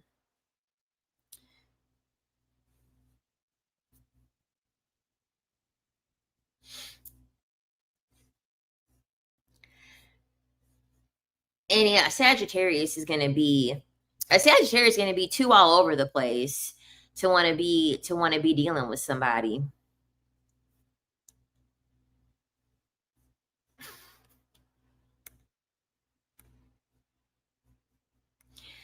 Okay, I kick that person out. My tolerance is so low. Like I like the that's another thing too. One thing I can't stand is just people that just don't have etiquette and even like social media etiquette. There is an etiquette that you should have for social media, honestly. It's an etiquette that you have to have for social media. People spamming comments, making demands. It's like, oh my gosh. Yes, shout out to the Sagittarius. Yeah, because that's like one thing I love about a Sagittarius. They're like, hell no, I don't feel like it. And then tomorrow they will feel like it. They won't like as soon as they don't want to be doing something, they're just not gonna do it. They're gonna move on to the next thing. They on and about their own life.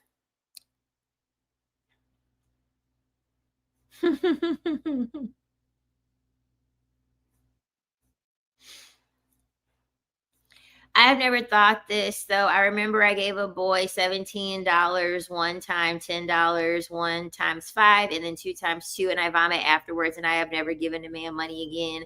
This when I was 19. Oh, and that's so annoying because you want to know what? He knew exactly what he was doing.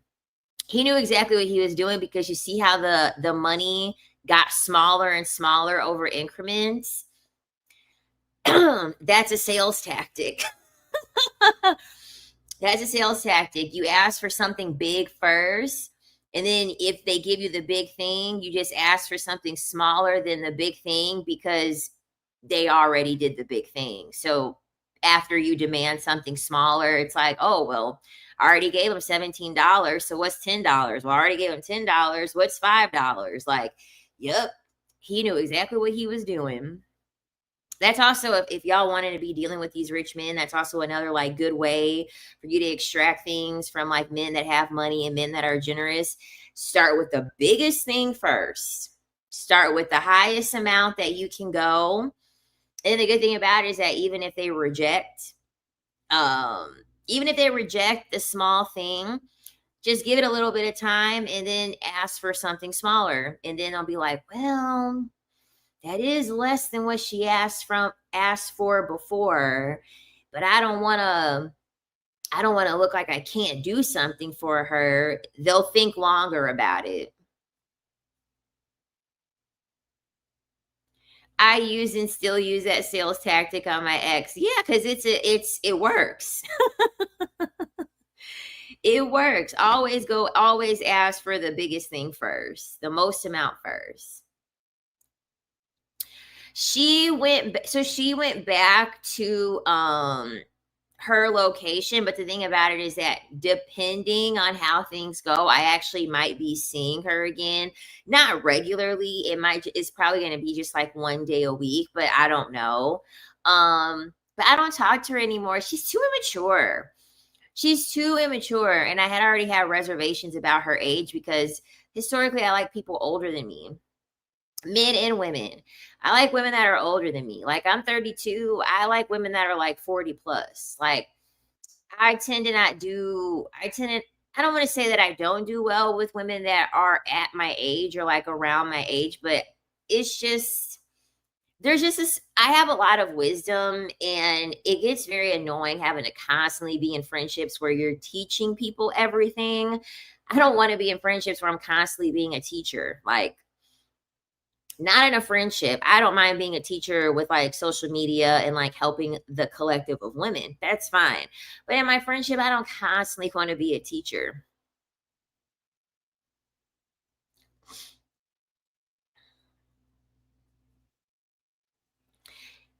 Yep. Yeah. Oh my God. The sports are expensive as hell. That's the thing too. Like, they really make you pay to keep your children from getting in goddamn trouble. Honestly, they're gonna make you pay because who, like, I did gymnastics growing up, and when I hear about how much parents are paying for their kids to be in gymnastics, I'm like, whoa, that's nuts. It depends because I can't the older ones thinking they are 20 forever, right? It's like, girl, you don't got it no more. Give it up. You aren't 20 anymore. Okay, give it up. You might still look good for your age, but let the young ones have it. Okay, please. And I feel like this newer like generation is just, I don't know. I can't tolerate them.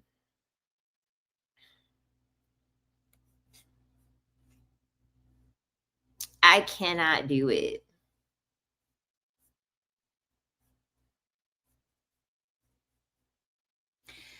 I'm the only daughter of my mother, and I'm so glad it was only me. I'm so glad that I never had a sibling. Like, never in my life have I thought, man, I really wish I would have grown up with a sibling. Like, I've never thought that because I was in sports. So I had to learn how to like share. I had to learn how to have like conflict resolution. Like, I had to learn how to be social with other people because I was in sports. I can't stand it when people are like, why don't you have one more? Who's the child going to play with? If your child is in sports, they're going to be playing with another person a lot. And then guess what? You don't got to worry about going home and hearing two goddamn people argue and fight and having to discipline two people. No, you just pay for them to go to a sport. If there's any disciplinary issues, they could deal with it then. And if there's any aftermath of that, then you could deal with it there, but it doesn't have to be constant. Like, I don't know. I believe in outsourcing everything. What's the point of having another sibling? Just have them be in a group in a team sport, or not even if it's not even a sport, have them become a Girl Scout or a Boy Scout. Have them become of like the math team or the robotics team or stuff like that. That's another thing too. You don't have to put them in sports. You can also have them do things academically. You can have them do something musically. They can be a part of theater. They can be a part of band. Those are low cost things to also keep them out of trouble.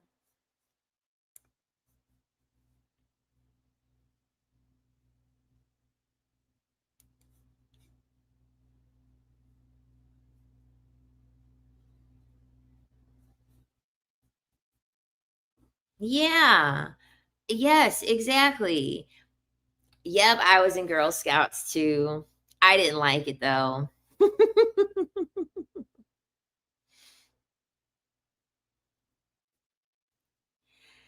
I didn't like Girl Scouts. I was like, all right, it's time to wrap this up. I'm ready to move on to something else.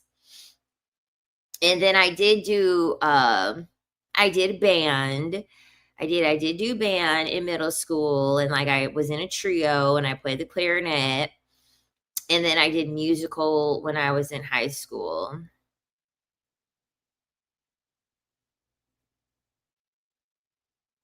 Yeah.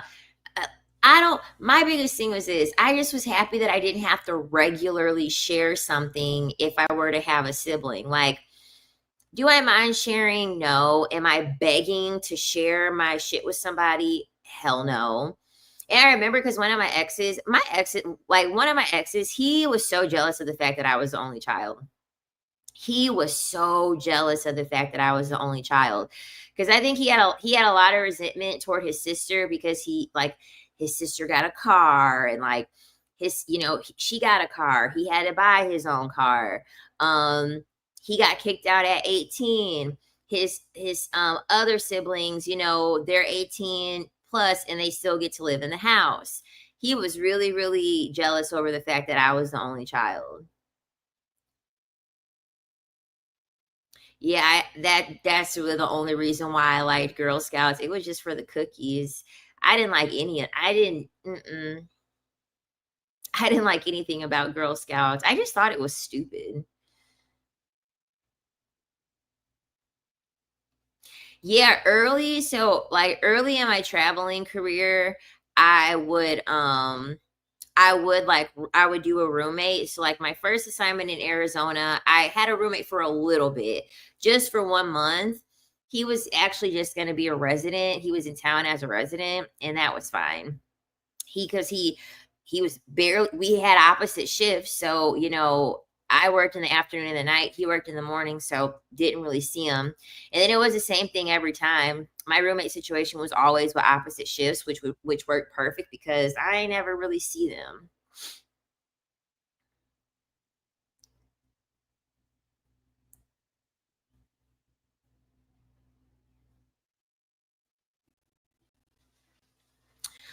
Oh wow, I'm so sorry to hear about all of that. That's a lot to have to deal with.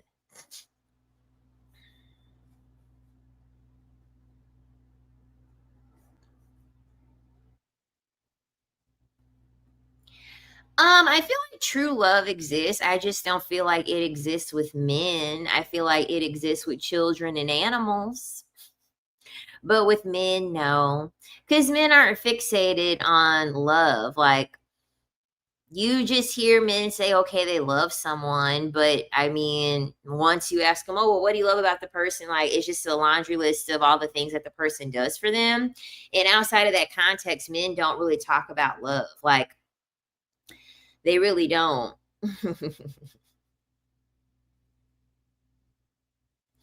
So, no, I would save all of my love for myself, for an animal, for a child, and other women. That's just about it. And even then, the women, you got to be careful about that type of love too. You know what I mean? Because not you can't. Like, the thing about it is that, like, overall, like, yes, like, I do like women, but women are still people, and there's still characteristics between just people. Because outside of dissecting us as a gender, like there's just characteristics within people, us as a species. So, can't like always like be trusting of that either just because someone's a woman. But the most love you should have is for, yourself. Yeah, the Girl Scout cookies suck. It sucked.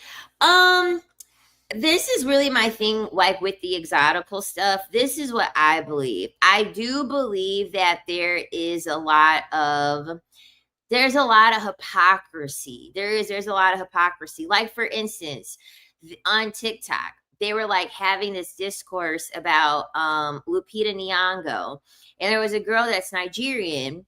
She is darker skinned, but she's like a few shades lighter than Lupita, and she pretty much was saying that Lupita is like, it mind you, like this girl like wasn't, I would say that Lupita looks a lot better than this woman.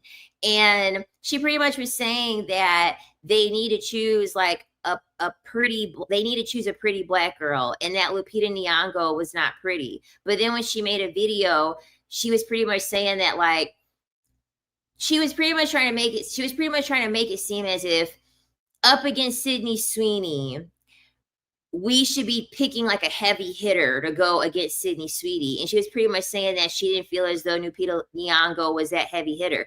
But then the heavy hitter that she names was Rihanna. So that's what I'm talking about when it's the hypocrisy, when it's like, okay, when they see lighter skinned women get represented, then it's an issue. But then when we're saying that Lupita Nyong'o is like pretty, then you'll get another dark skinned woman saying that Lupita is not pretty, but then say that Rihanna, who is obviously significantly lighter than Lupita, that's who you're saying is beautiful. And then Lupita is not beautiful. So it's like, you could tell that it's a reflection and a projection of like her self-hatred because of her skin tone, because Lupita is very, very pretty.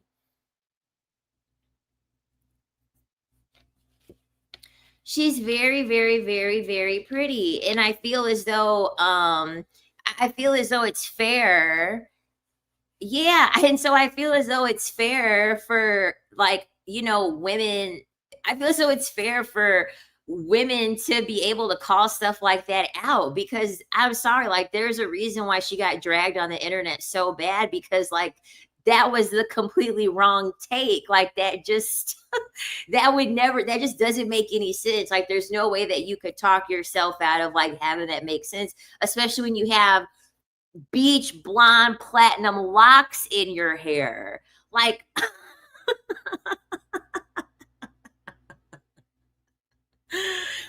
like when you have literal bleach blonde faux locks. And like Chrissy made a video about it, and Chrissy had made a good point. And she said the reason why she feels as though that girl made that comment was because she's a few shades lighter than Lupita Nyong'o, because that's another thing too. Even within a group of dark girls, they will further make a sector within the dark skinned girls based off of just like a couple shades. You know what I mean? Like it's this constant hierarchy. It's this constant hierarchy.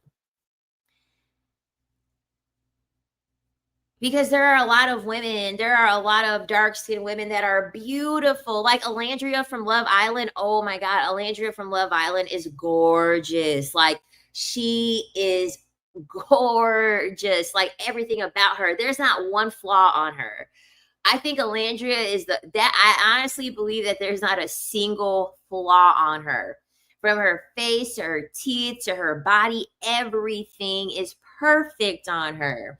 There are so many like beautiful representations of like dark skinned women that it's like, what? How do you go from that and then say that Lupita is not attractive? It's so weird.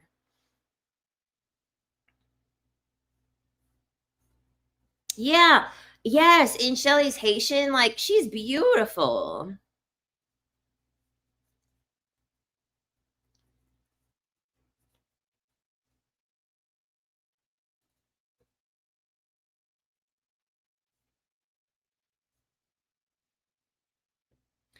She said, I'm tired. I'm not seeing dark women with their natural hair, even if it's short or long. Yeah. And the thing about it is that, like, I mean, you do notice like the texturism or futurism or stuff like that, especially with me because I have 3C hair. I don't have 4C hair. So I will literally have women who it'll be like unambiguous black women. They'll be like, oh my God, your hair, like I wish I had hair that looked like your hair. And it's like, but for instance, like the sovereign woman, like she has 4C hair and like her hair is beautiful. Her hair is absolutely beautiful because the thing about it is that like I can't really do perm rods with my hair. And the reason why I can't do perm rods with my hair is because my hair is so freaking coily that the perm rod, like my hair will never stay straight enough for it to have like that really nice, like that nice, like straight curl because my hair is too naturally coily. That's the reason why I just do wash and goes because this is a wash and go.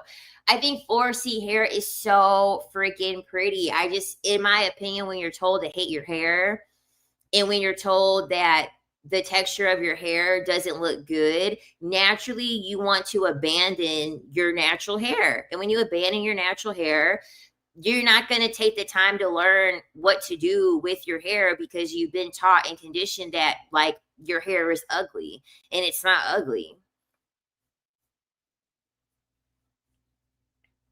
Yeah, because it's like not coily, but like it's like I have it like S shape. So I try perm rods all the time. I try perm rods all the freaking time, and I can't do it. And even when I asked like my curly hairstylist if she could do it, she's like, your hair's not really gonna. She's like, your hair is not really gonna be good with like perm rods because it just curls on itself.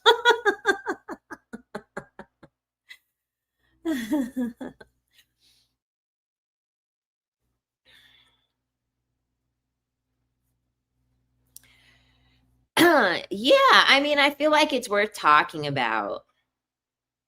But honestly, Chrissy is right about it being better to have a body T over a nice face card and a fat body. No, I mean, listen, I 100% agree. Um Having a nice body is a status symbol. No matter what way you put it. Having a body is an everlasting form of currency because when people look at your body, they're able to make mostly positive assumptions, even if it's not even reflected in your health. That's how powerful your physique is to other people. You could be unhealthy on the inside. Like you could have heart disease, you could have high cholesterol, you could have diabetes, you could have so many things wrong with you internally. But when you look like you're fit, when you look like you're healthy, people are going to project so many positive assumptions onto you. Versus when you have a pretty face and you're out of shape, no one can really project anything onto you positive, just aside from the fact that you're pretty, but on a deeper level of like characteristics, on a deeper level of you as a person, people can't really project anything positively onto you. That's the reason why it's such a status symbol because when people see that you're fit, they're going to say, okay, wow, you're disciplined. You value your health. You don't have to really care a whole lot about the clothes that you pick out when you're fit because the you're wearing the clothes and the clothes aren't wearing you. You know what I mean? Usually when you're out of shape, the clothes are wearing you. With when you got a nice body, you taking care of your body, you're fit. No, you're wearing those clothes. You're no matter what you put on, you're doing the clothes a favor by even putting them on in the first place because when you're naked, you look good. You look good regardless. So, the way that your body and being like healthy and you like being like relatively fit, it matters. It's important. And this is another thing that segues into money because that impacts your money. That impacts you getting a rich man. And if you don't want the rich man, you want to be the rich man, that impacts you being the rich man. Your weight 1000% impacts you being the rich man. Like, I think about this all the time, but what was it like CNC Music Factory? Remember when they had that video and they had this skinny girl lip syncing the song, and it really wasn't her that was singing the song. It was actually like this bigger overweight woman. They didn't want the big overweight woman to be in the freaking video. They didn't want the big overweight woman to be in the video. And so the thing about it is that when you can always be more visible. You're always going to be able to be more visible when you are fit and when you are in shape. And the thing about it is that your visibility will open up more opportunities for you naturally. It's naturally going to open up more opportunities because they're going to project more positive things onto you. It's just how the world works.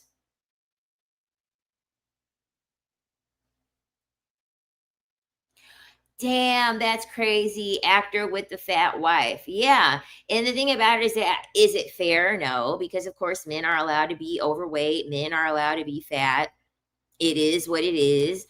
Um, but at the end of the day, you also can't deny the fact that there are a lot of opportunities that you're missing out on, and there are a lot of things that you're leaving on the table when you're not addressing your weight.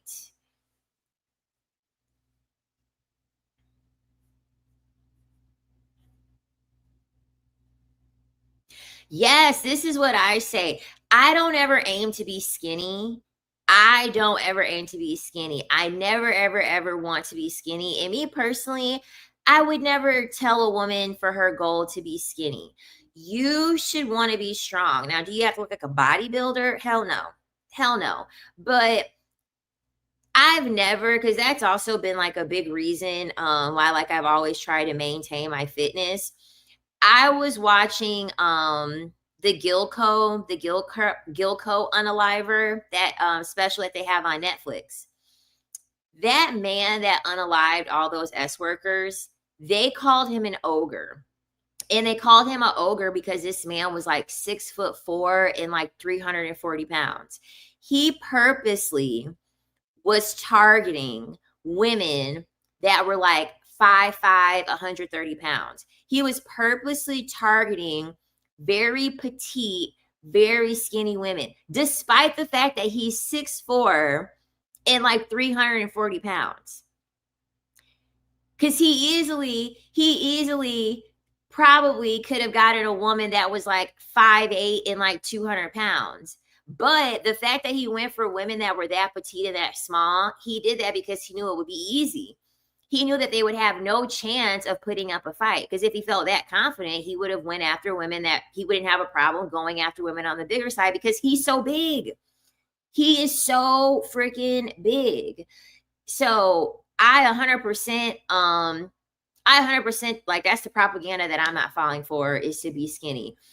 Be fit, like get some muscle on you. The last thing that you want is to let men look at you and be like, oh yeah, like I could harm her if I wanted to, or it would be easy for me to harm her if I wanted to. That's what you don't want. Yeah, no, I hear you.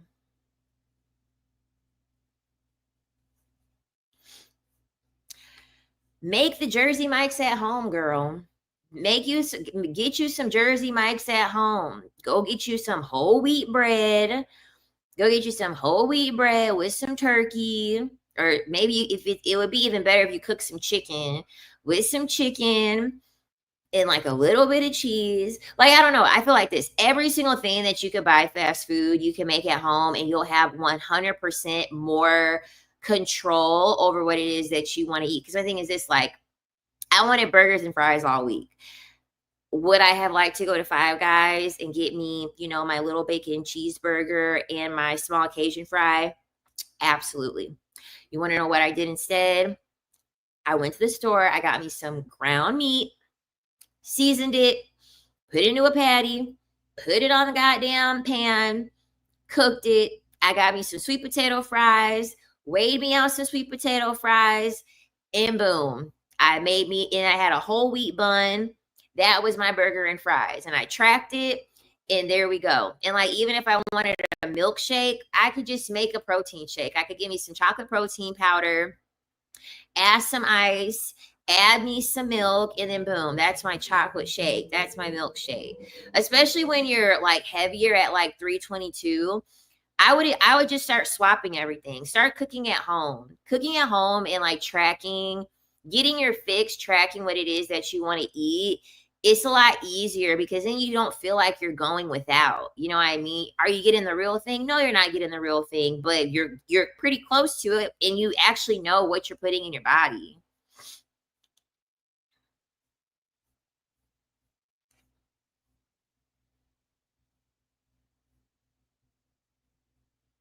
Nice. Size 2 or 4. I'll never be honestly, I think even when I was the skinniest with bodybuilding, I think the smallest that I was able to get to was like a 6. Cause my thighs are big. Okay. These thighs is huge. My thighs are big as fuck.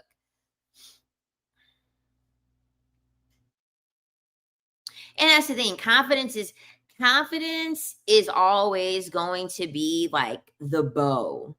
Confidence is always going to be the bow on top or like the cherry on top of everything. It really is like it's your finishing touch to the package that you've created that you're putting yourself in when it comes to like your appearance, your weight, your hair, your skin, your nails, your makeup, all that stuff.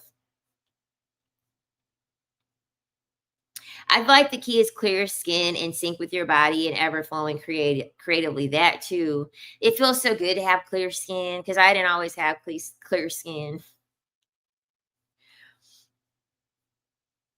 Yeah, and men love all that being eccentric and different and all those things. Thank you, thank you.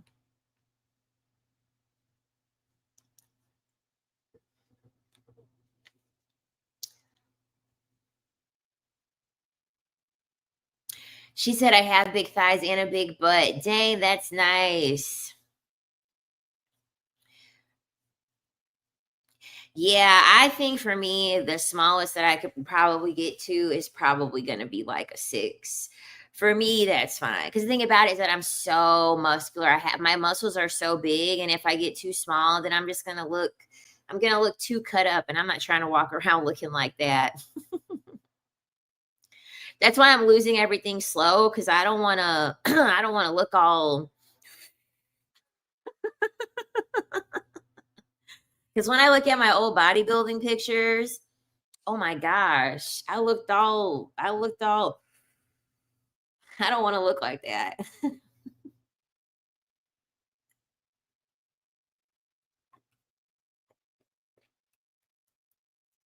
And the thing about it is that my belly, I have a very short torso, so my legs are a lot.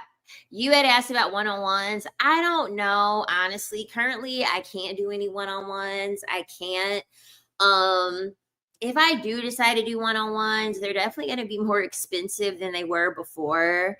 Because if anybody watches Sugar 7 used to do one-on-one consultations, and she doesn't do them anymore. And she quickly realized the reason why she don't do the one-on-ones anymore is because it's a lot. Honestly, it's a lot. And most of the time women come with problems that are like very easy to solve, like honestly. They're very easy to solve, but then I also understand that like a lot of women they want the consults because they want somebody to just kind of like talk to them and kind of like reason with them a little bit and just like have like a friend to talk to. But I already have so much on my plate. I just don't have the mental energy. I just don't have the mental energy to like do it right now, and I don't have the time to do it either. I know I don't have the time to do it either. So yeah, so yeah, I don't know, but currently no.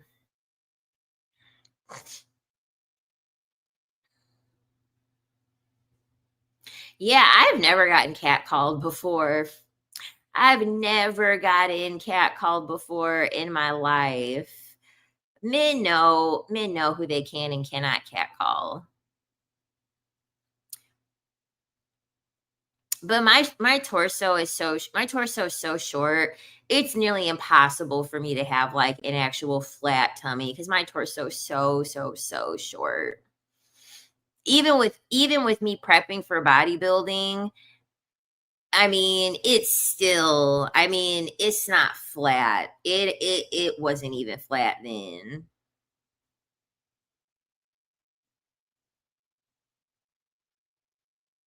Yeah, you gotta walk like you got a place to fucking be. That's another thing too. When you're just strolling on down, when you're easing on down the road, like you're in the Wizard of Oz, like you're in the Oz, of course men are gonna catcall you. Of course they're gonna catcall you. I'm looking for pictures. I guess my tummy was kind of flat there. But like with me, like there's some women, it's like their uterus is like sunken in, or maybe they have a retroverted uterus, but like there are women that I look at and like their stomach really is this flat. My stomach will never be flat like that. My stomach will never be that flat. And my rib cage is so wide.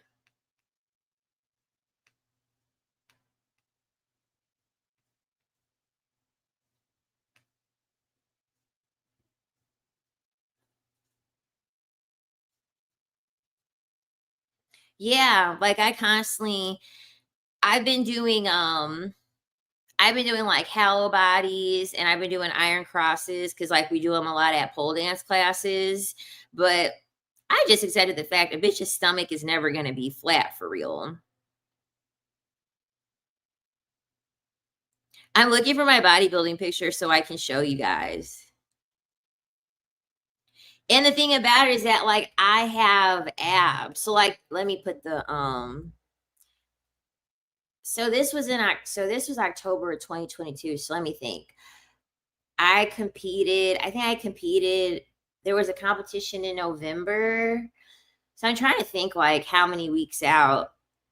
So I probably was like 10 weeks out, but like my stomach ain't flat. Like, I mean, it's because I have my obliques, but like, look at how ripped I fucking was. Look at how ripped I fucking was.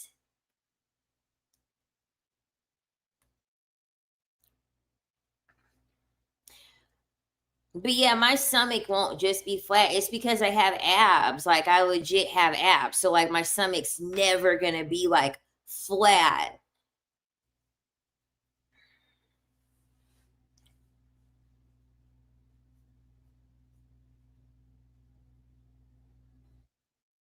Yeah, I have a shit ton of definition. So yeah, my stomach just ain't gonna be it's just not gonna be flat. Does a retroverted uterus affect your abs torso? Because I have a retroverted uterus. Me thinking logically and what I know about anatomy, how I'm thinking about it is that a retroverted uterus would help you more. I feel like a retroverted uterus would help you more in giving you the illusion that your stomach is flat. Because if your uterus is antiverted, that means it's coming toward the front. It's anterior facing. Versus if we have a retroverted uterus, it's tilting back, it's folding back on itself. Because like sometimes that little pouch like that you have, like even when your stomach is like somewhat flat, but it's like men will complain about like, oh, like that like small little pouch. Dude, for a lot of women, that's your fucking uterus. Especially if you have like a multi-gravida uterus, like you've had multiple babies. When you've had multiple babies, your uterus is gonna be bigger. Your fucking uterus has like it's grown so big multiple times. Like that pouch that you have, that's your uterus in most cases. So if you have a retroverted uterus going backward, you don't have it coming up to the surface of your stomach for you to kind of have like that pouch.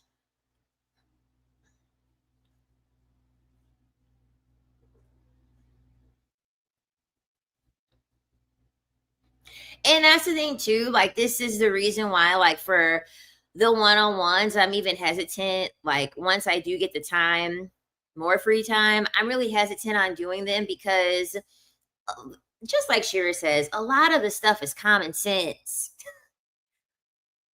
A lot of it is common fucking sense. And yes, a lot of people won't listen. And it's like, it's only so much you can do. And then, You have your own frustrations. It's a lot. I don't believe you've never been catcalled. Maybe you had earbuds in. Hell no, I never walk in with earbuds. Never. I don't trust people. I don't trust people that have earbuds in. The reason why no one's catcalled me before is because I be walking like this.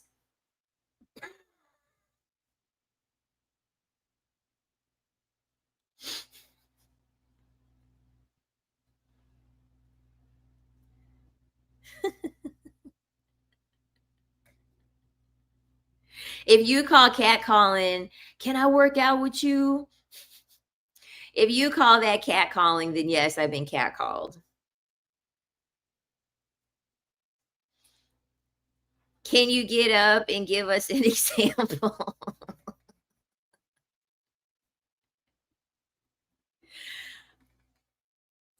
And that's the thing. I didn't. So the only, like I said before, if you count a man saying, "Can I work out with you?" If you count that being catcalled, then I've been catcalled. Because when I lived,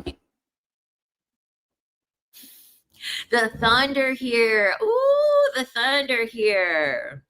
Um, yeah. So I was living in Crown Heights at the time. So I would say, like throughout my whole entire life, that was probably the most, I guess, quote unquote, homely area that I lived in. And that's all the dudes on the block would say to me, "Can I come work out with you? I need to work out with you." Um, yeah.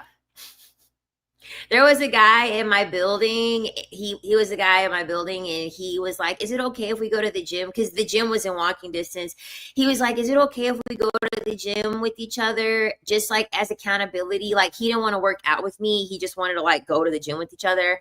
And I said, "Yeah." And then once I told him that I wasn't going to be there long, he's like, "Oh," he's like, "I hope that you were staying." And then like we never talked again after that.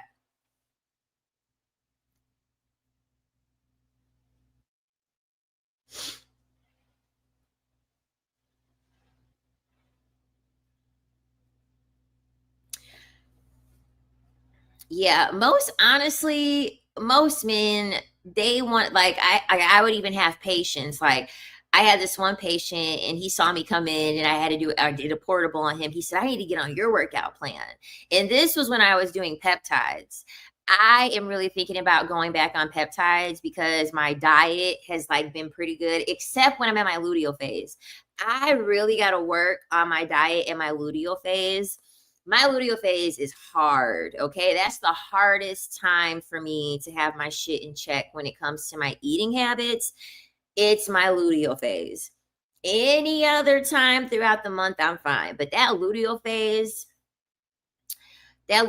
is something else. I be wanting to fucking I be wanting to fucking eat everything and eat everything that ain't good for me. But this patient, he said, "I need to get on your workout plan." And yeah, I was doing peptides at the time, so I had a lot of definition. And I'm thinking about going back on them because I like peptides a lot. She said, "Your stomach looks flat online. If it's any consolation, thank you." So whenever men usually approach me, they just either don't approach me, or if they do approach me, it's usually going to be something gym related. Um, and I've like legit had people like excuse themselves or like, "I don't want you to hurt me," or "I don't want you to attack me," or "I don't want to piss you off," or anything. But they'll lead with that before they ask a question. So your luteal phase is when it's a part of your menstrual cycle. And so usually you get your luteal phase like after you're done ovulating. So you'll be in your luteal phase like 5 to 7 days before your period. It's like your premenstrual phase.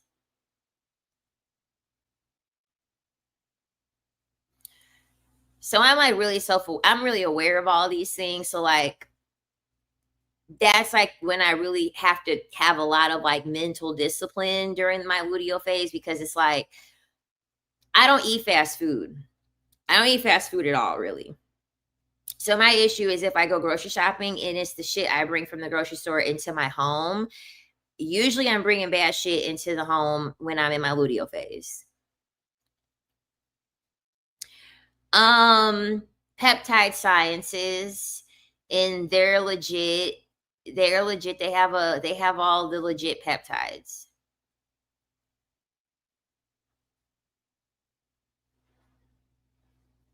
So I gotta make sure that I have my kitchen stocked during my luteal phase.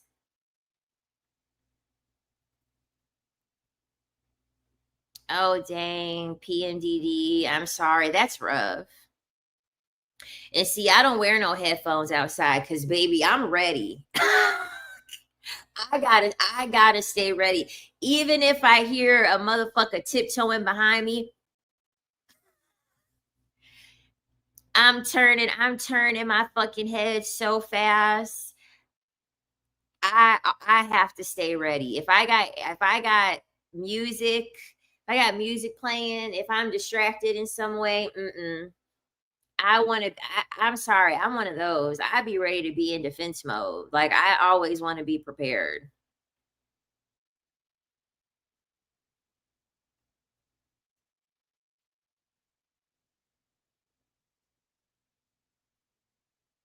And I got my pepper spray, but I don't want nobody even thinking or talking to me or anything.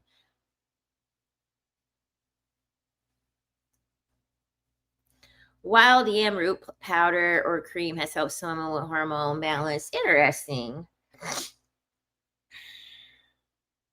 And I'm back like taking all of my like regular supplements because I was really avoiding taking like any of my supplements. And the reason was because I was burping like crazy. But then I realized the reason why I was burping everything up was because I wasn't drinking enough water.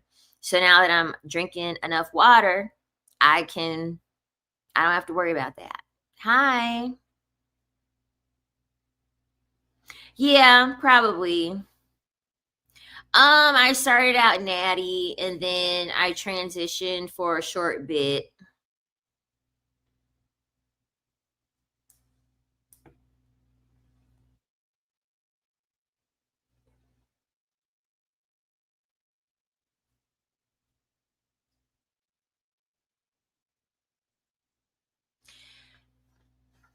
How do you deal with menstrual pain?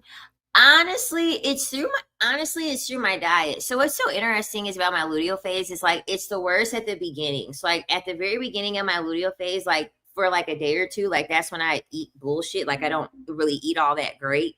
Um, I try during like close before my period, I try to eat a lot of like leafy greens. I try to make sure that I keep my iron high. I like to eat more like red meat during that time. Yeah. Can we get back to the topic, y'all? What else do you guys want to talk about with these rich men? Um, or being the rich man? Like what else do y'all want me to say? I feel as though I pretty much said everything I had to say. It's only so I mean, I've been on here for almost 2.5 hours. It's only so much that I could say. Use the rich man to make you a rich woman.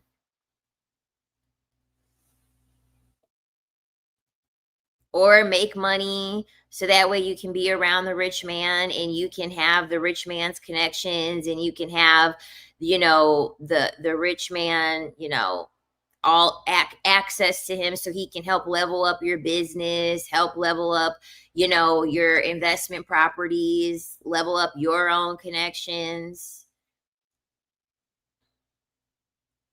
Damn, 4 to 5 sodas a day. Oh my lord.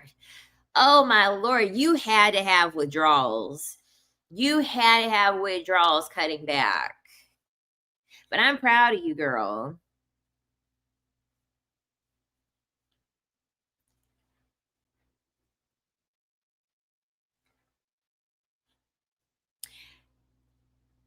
Someone else wants to join the military. That's a woman.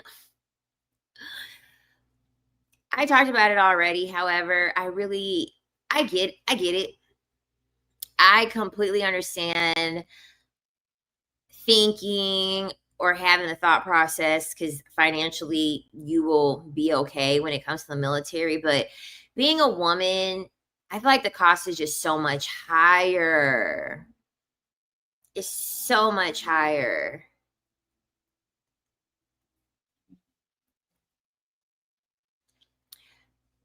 Is listen, is any she said any man's money is good money as long as it's green. As long as it's green, that's all that really matters.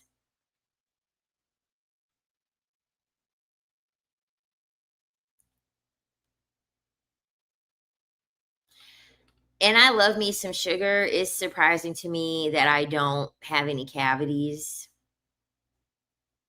I don't eat it as much, but over my lifetime, I feel as though I for sure should have some cavities by now, but I don't.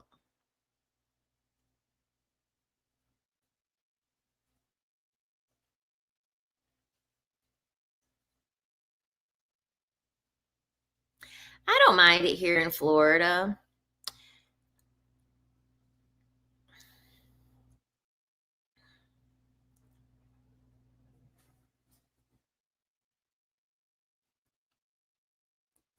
Biggest thing is just to be careful. Dang, 11. They had to give you a silver tooth. Oh. That's nice that you didn't have withdrawals because I felt like that's so much sugar, it would be hard. Now, I do got some sugar here. I don't know if you all have a Sprouts, but in Florida, we have a Sprouts. They have dark chocolate covered honeycomb. The honey is freeze dried. It is so good. I know you're not going in for a man. I'm talking about how men in the military treat women. A lot of women get R worded in the military. A lot of women come up missing in the military. There's a level of safety that you have to have when you're a woman going into the military. And the thing about it is that they're not going to like put any protective measures into place with you being a woman in the military. That's what I'm talking about. I'm not saying don't do it. I'm just saying that is something that you must be cognizant of.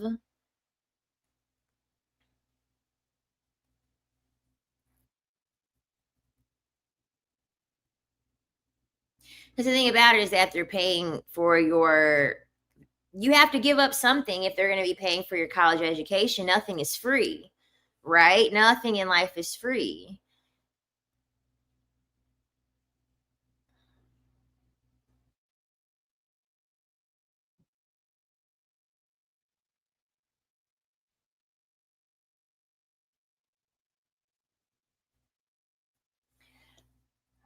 Okay, good. I just want to make sure. It always scares me when women go into the military. It does. Although I completely understand college is expensive. They're rolling back giving any aid for anybody. So I get it. Oh, you're further. Yeah, you're further from me. Oh, nice. That's awesome. I attract military men too because I'm fit.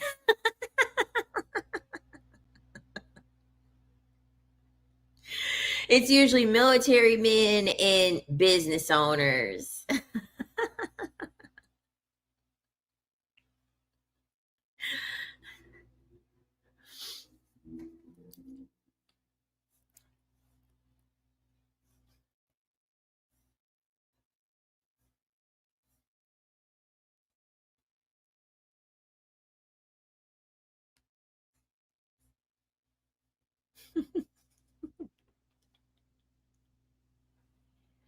Oh no. Oh no.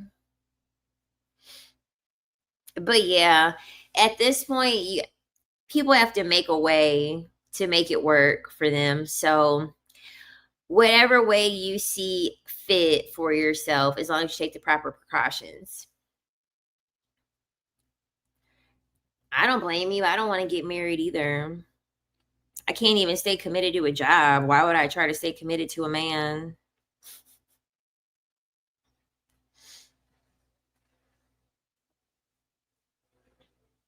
Aw.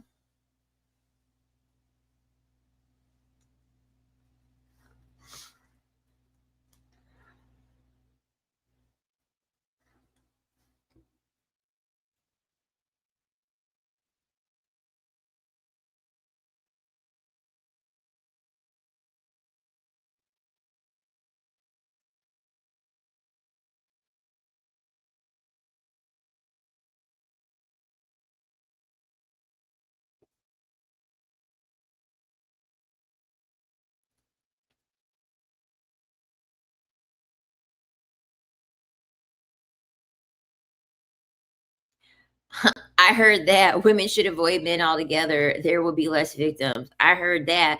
But they don't, I'm telling you, the women don't want to hear, they don't want to ever hear that. They never want to hear it. It's like I said at the beginning of the live stream, the decentering men's space, it seems very big online, but in the real world, it's so small. Especially here in the United States, it is so little. It's not as big as you think. And I came to that realization was that when I was at my pole dancing class, and there was a girl that was swiping on Hinge, and I'm thinking, there are women that are on the dating apps still. And I thought to myself, I said, wow, there are women out here that are still out here dealing with these men. So that's why I said, I try to give the best advice possible to avert, you know, as much trauma as possible. But I mean, obviously, the way to avoid getting burned is to stay far away from the fire.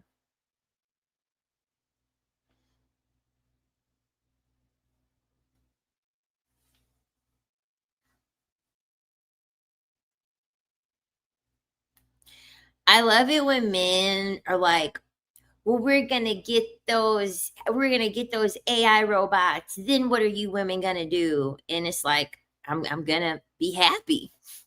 All parties win at that point. Men will be able to get a submissive woman, a woman that will cook, clean, do everything for him, not argue with him, not talk back. And then women can get some peace. And then before you know it, they're gonna start R wording the AI robots.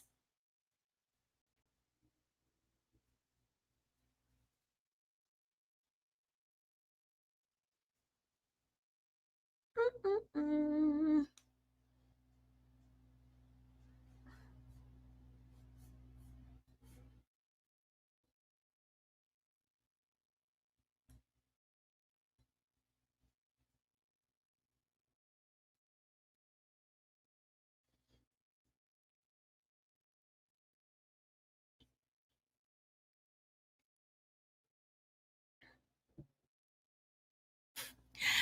Filling those prompts out on dating apps are a waste of freaking time.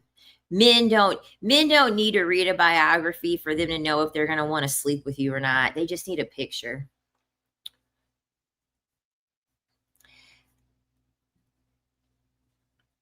Um Honestly, I usually end friendships with women before they even can come back from being in a relationship because the the relationship being so messed up bleeds into the friendship, and for me that's just kind of a no-go.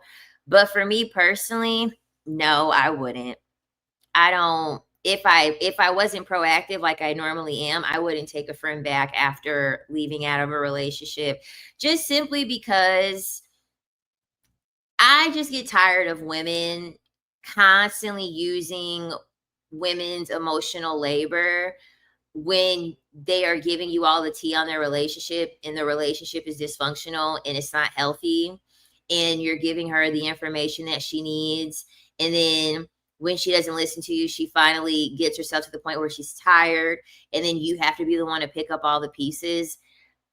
I'm tired of like doing that. I'm tired. I just have too many things that I need to invest my energy into, and I can't invest my energy into people who don't want to listen.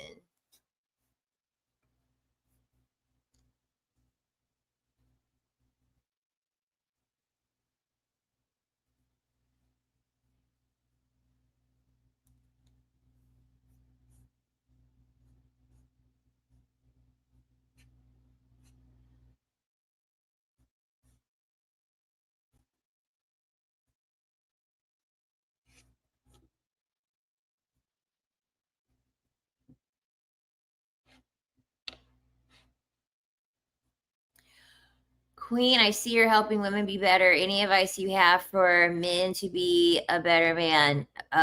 Get rid of your patriarchal conditioning, learn about your patriarchal conditioning, and I don't know, like learn to see women as like people. That usually helps. And like not caring about what other people think, that helps too. Yeah, that's exactly what I would tell friends. I'm like, if you're not going to change anything, I don't have anything to say if you're not going to change your situation. It's a waste for both parties. And it's draining. I don't want to hear about how you're getting cheated on for the sixth time and you won't leave. What's telling me gonna do? Is it gonna undo his dingling from going inside of that woman? Like, no, it's not. So I don't want to keep talking about that. It's nothing I could do.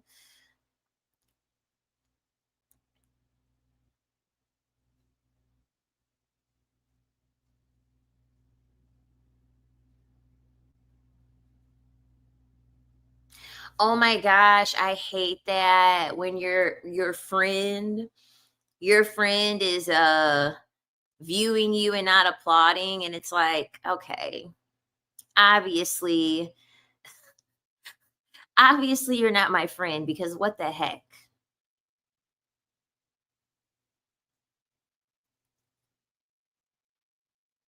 And I believe it. I mean, I could totally see men abusing those dolls, and this is going to be so harsh to say, but I rather them do it to something that doesn't have life than to be doing it to a human. So give them the robots. Give them the robots, please. That's probably, if these robots decide that they want to come after humans, that's going to be the reason why. It's going to be because men start abusing the robots. That's 100%. Like if some iRobot shit starts happening, the Terminator starts happening, that's what's going to be the cause of it. The men abusing the robots. And they're going to be like, you want to know what? Forget this. The male robots are going to realize what happened to the women robots. And by that time, they've been conditioned to have a level of empathy, and then the male robots are going to be like, oh yeah, we got to fight them, and they're going to come after the women because the women are just going to be sitting there letting it happen, and they're just going to start coming after everybody. They're going to be like, these humans are some sick people. These humans are some nasty ass low down people. We got to get rid of these people. Them robots going to be like, time is up. We gotta eradicate this race.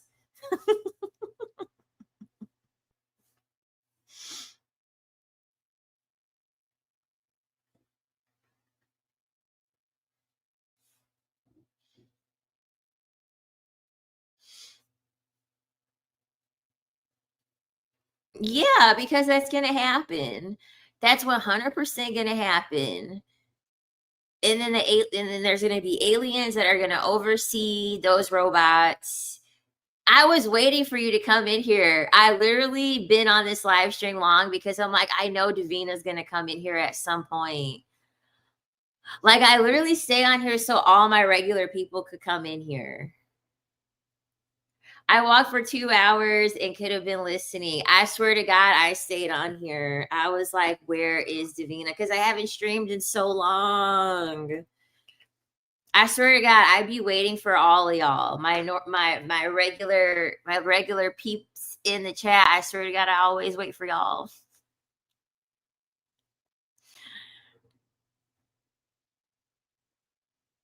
Exactly. Do both. Be the rich man and be with the rich man. Take all the money. Take all the money. I'm taking the money from everybody. I'm taking it from the companies. I'm taking it from the men. I'm taking it from everywhere I could fucking take it from.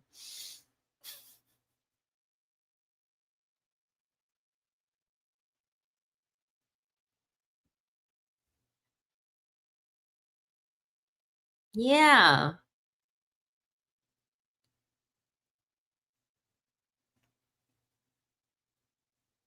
There was a video of a man. I think I actually have it on this channel. Maybe it's either on here or TikTok. And there was a man who's married to a woman, and he said the first time that he ever felt feelings and like actually cried was because of this AI robot. And so he has a living wife that's a human, and then he's like pretty much married to this AI robot.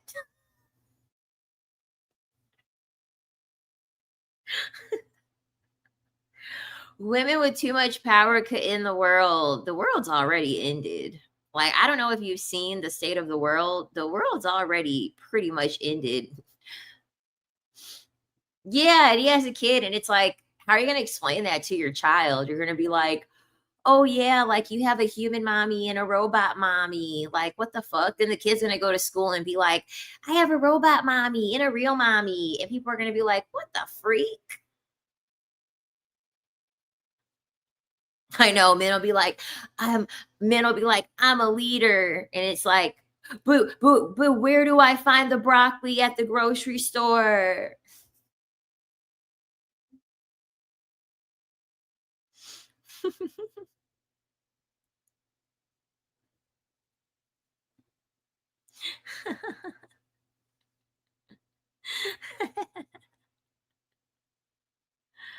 Ah.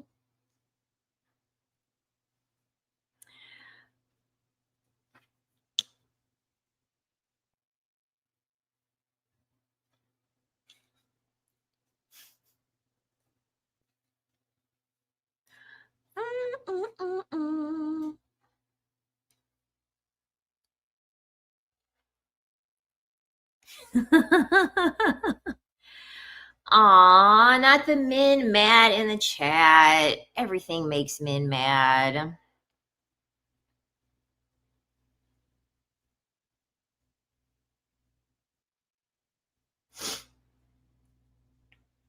I haven't had time to even live stream. I've been too tired. I have too many things going on that I talked about on the Patreon.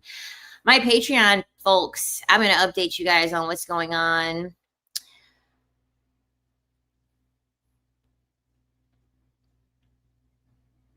Call it quits. I'm telling you, call it quits. It'll be easier. It's easier to have a community. It's easier to have a community where you belong than friends.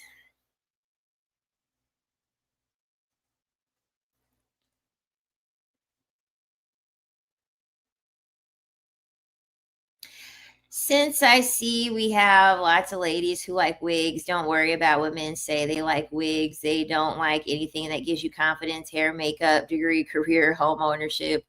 True. Because I mean, when I feel like it, I'll put on a wig in a hot minute, but it's too fucking hot. Like, and I don't need to wear a wig. I mean, in my opinion, it's never really a need to wear a wig, in my opinion. But um I it's too hot out there. All right, it's too hot. So I'm not wearing no fucking wig. But best believe once this temperature cools down, somebody else's hair is gonna be in my head. And if you don't like it, then that's just too damn bad.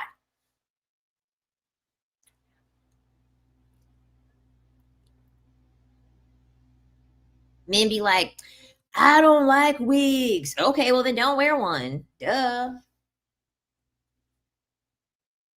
I don't like all that makeup. Okay, then don't put it on your face. Stupid.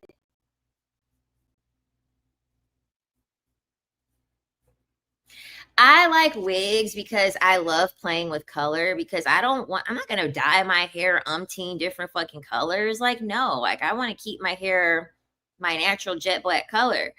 I love wigs because it's just so much fun. Like it's so much fun to just change the color, change the length, change the style. Like I get to wake up and be a new woman. You know what I mean? And then if I do my makeup a certain way, like y'all, I was platinum blonde before. Oh my god, let me show y'all.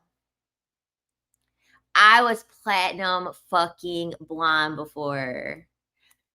I think my very first video on here, I think my very first video on here was actually me blonde.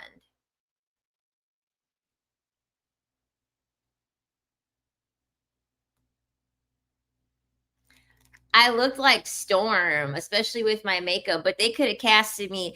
Tell me it's giving. I look at this picture, it's giving Real Housewives of Atlanta. It's giving Real Housewives of Atlanta, bitch. Like, it's giving Real Housewives of Atlanta, child. I had so much fun with that blonde hair. I had so much fun with this blonde hair. Like I freaking loved it. It was so much fun. Yes, Nini.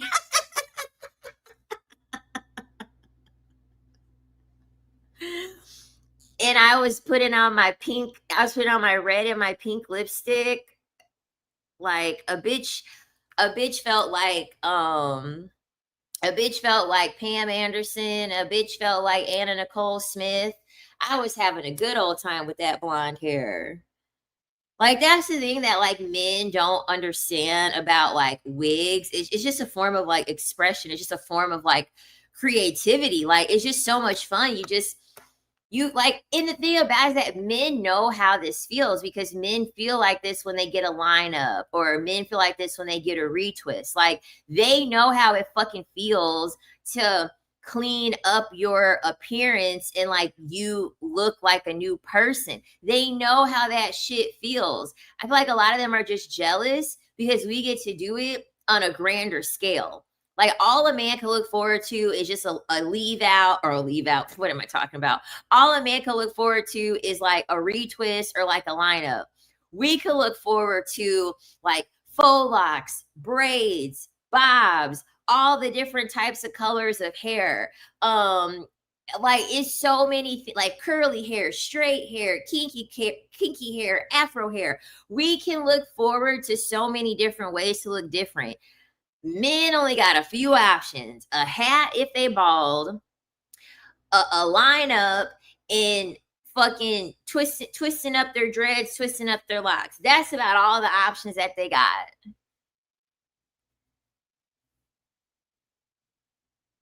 That's smart. I like that. Hats to men are like wigs to women. Exactly.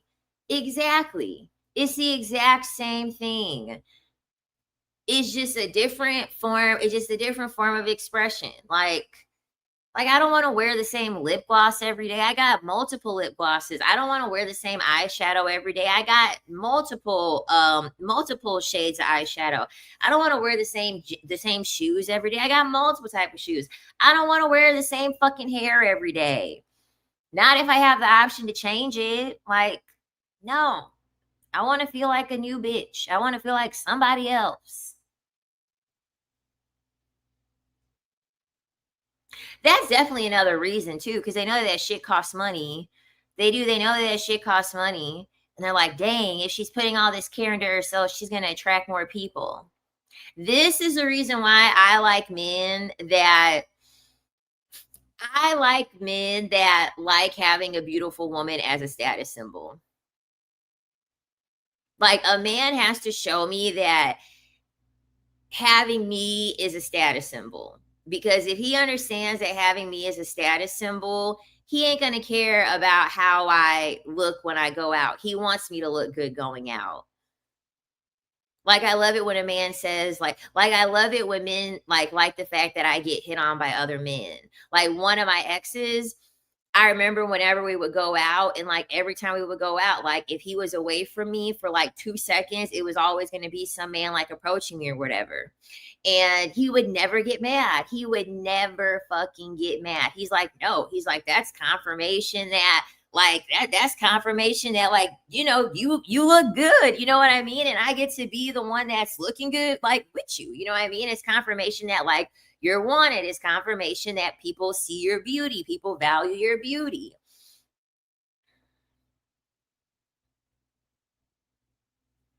Yeah, black women definitely can go blonde. The biggest thing is to tone the hair. Don't just take that 613 out the pack. Tone the hair. That Wella toner costs like $12. Tone your blonde hair. Mm-hmm.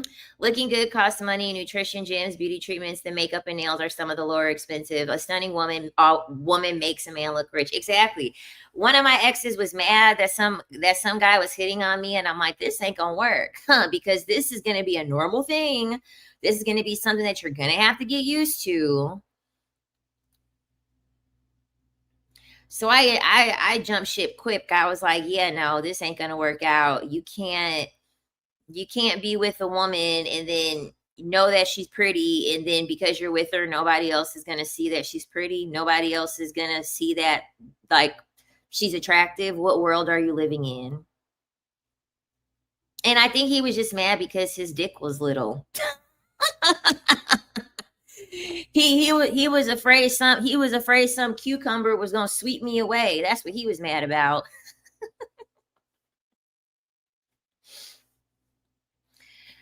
He was afraid I was going to get bored with that shrimp that still had the shell on it.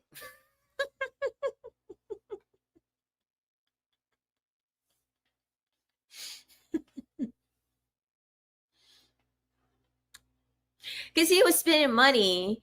He was spending money on me, which that's a requirement. You got to spend money on me.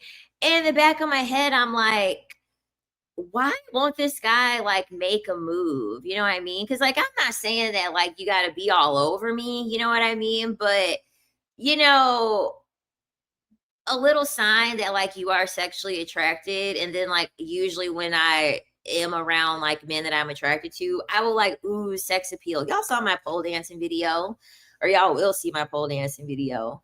And in my head I'm thinking, I'm like, okay, he's spending all this money on me and he's yet to make a move. And I'm in my head, I'm like, he's hiding something.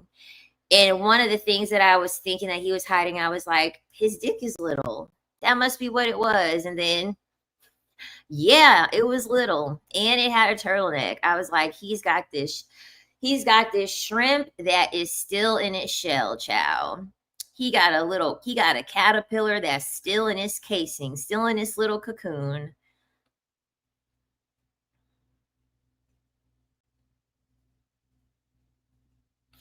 A metrosexual man sounds perfect. A metrosexual man sounds perfect because a metrosexual man understands the value of self-care.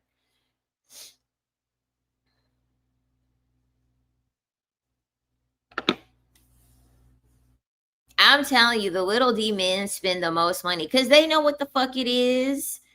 They don't got a long dingaling. They got to have some long money to make up for it. They know I got to look forward to a shopping trip because they know I ain't finna look forward to not feeling nothing.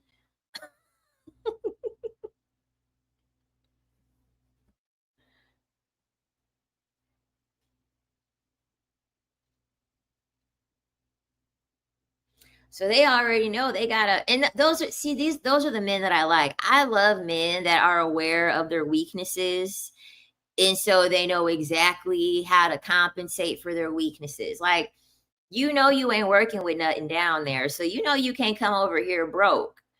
Like, so I can't feel nothing inside of me, and I can't feel no hand no money being in my hand. I can't feel the excitement of seeing money being deposited in my account. I can't feel the excitement of you taking me on a shopping trip. You not bringing no feels. I can't feel anything. What's the point of you being here? Well, I feel like you're not into me. I just feel like you're not attracted to me. Yeah, you're not giving me anything to feel at all. Nowhere.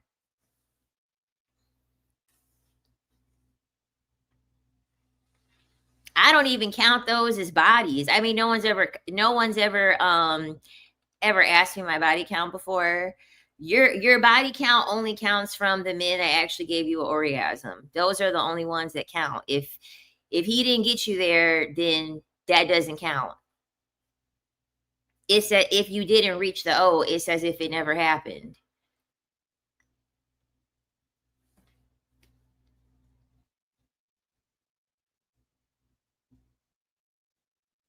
That's why the creator created the finishing act for the man to be able to be the catalyst to have a baby, because if it was reliant on women getting off, about 60% of the population would be gone. It would only be about 40% of us left here. She said, damn, exactly. Anytime a man asks you your body count, only count the ones that got you there. The rest of them don't count.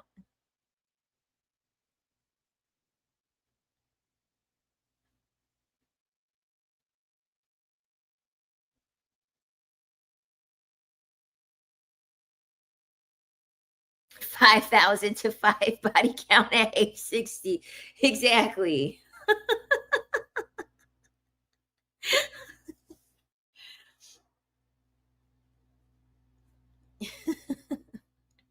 Yeah, I'm not gonna ever say what the body count was and I didn't get a chance to finish. Like, that's like saying you went to a state and you just drove through it.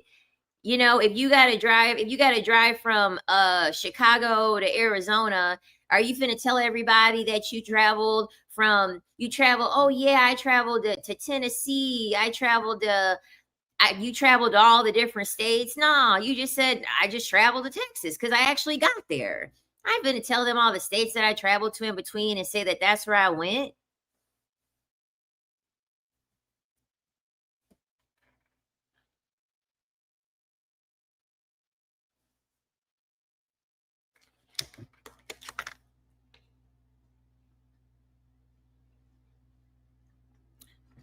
Like, nope, those bodies don't count. They were just passing through.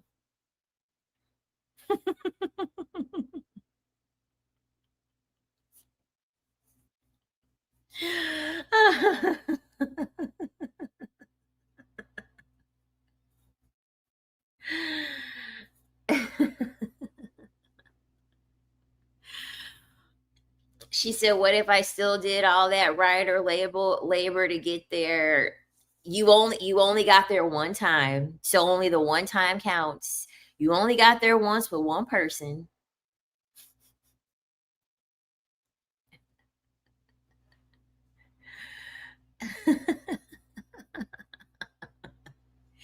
We're literally 3 hours into the live stream. The thing about it is that once you guys come into the live stream so late, I done talked about everything already at the beginning of the live stream, but just being the rich man or getting the rich man and just, do whatever you want.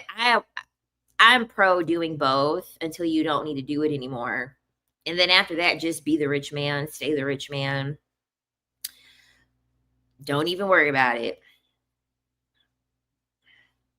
I want to take myself somewhere nice for birthday.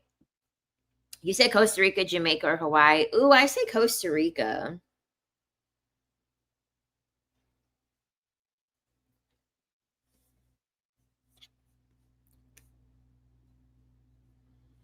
It's okay. Just start. I didn't schedule the live. I just hopped on here because I actually have some energy for once out of my busy schedule. I actually have some energy. Like, the days I be having and how much I work myself and how much I do, I'm like, ain't no way I could add kids onto this. Like, sometimes after a long day, The thing that really makes me happy is just the fact, like, I don't have any kids. Like, oof, if I had kids, I wouldn't be a loving mother. I mean, that probably sounds terrible, but I wouldn't be a loving mother just simply because I would be too stressed out. It would be very hard for me to, like, I just have too much anxiety. I'd be too exhausted. No fur babies. It's because I travel too much.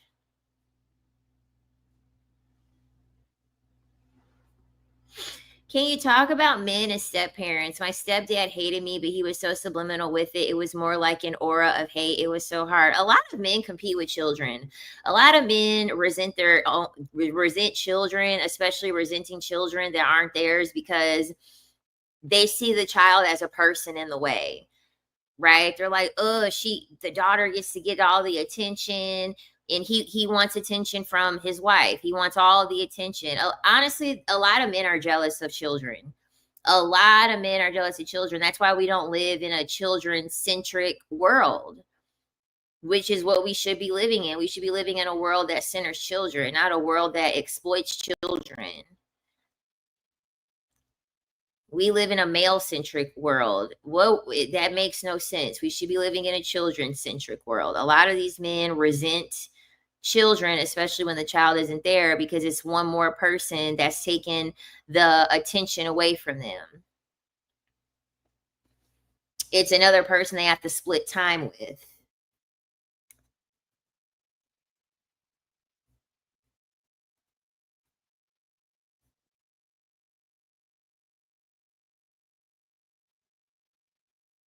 I want a kitten too. I do. I want a cat.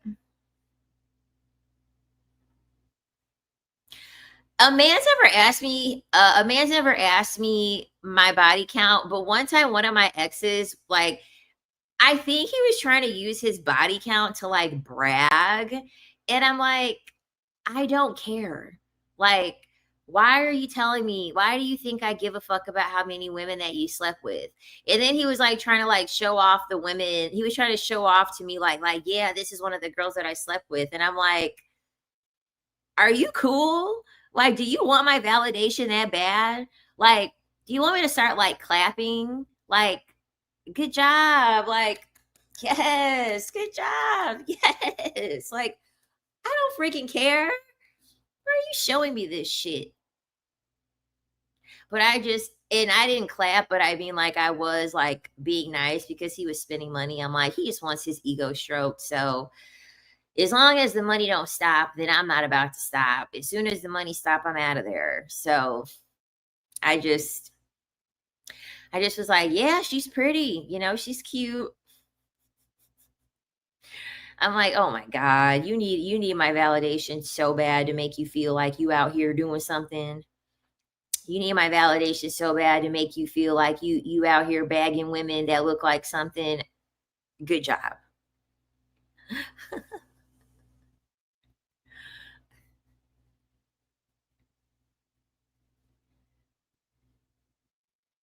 Exactly. Like, men's attacks with egos is about as strong as a yo mama joke. Like, we're grown ass adults. Ain't nobody taking a yo mama joke seriously.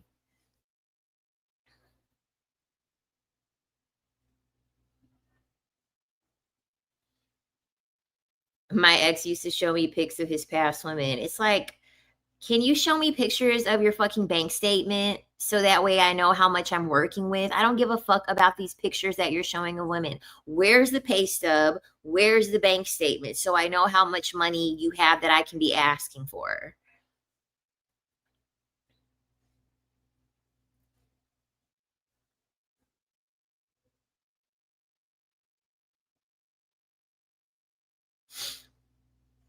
Men want to be men and children simultaneously. Like, men want the bragging rights of having the responsibility of a man, but they want to have it while acting like a child. How about if they show their baby mama pic? Same thing. Same thing. Look at the woman I impregnated. Aren't I so cool? Aren't I so cool that I knocked this woman out, knocked this woman up, and left her without any help? And now I'm trying to. Now my goal is to try to baby mama you.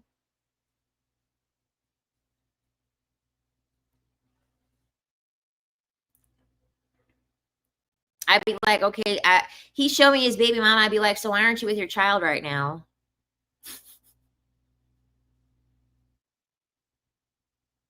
You showing me pictures of your baby mama? Why? Where are the pictures of your child, sir?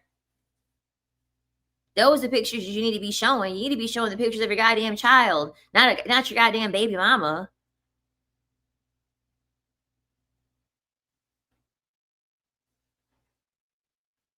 I've been with men with low and high body counts. They don't improve with practice. They be like, I never, I never had any complaints before. No, you just never had a bitch be honest with you before. Okay, because I straight up tell these men, dude, like this, because they sure do be asking me, was everything okay? It was just okay. Was it okay? I mean, it's all right.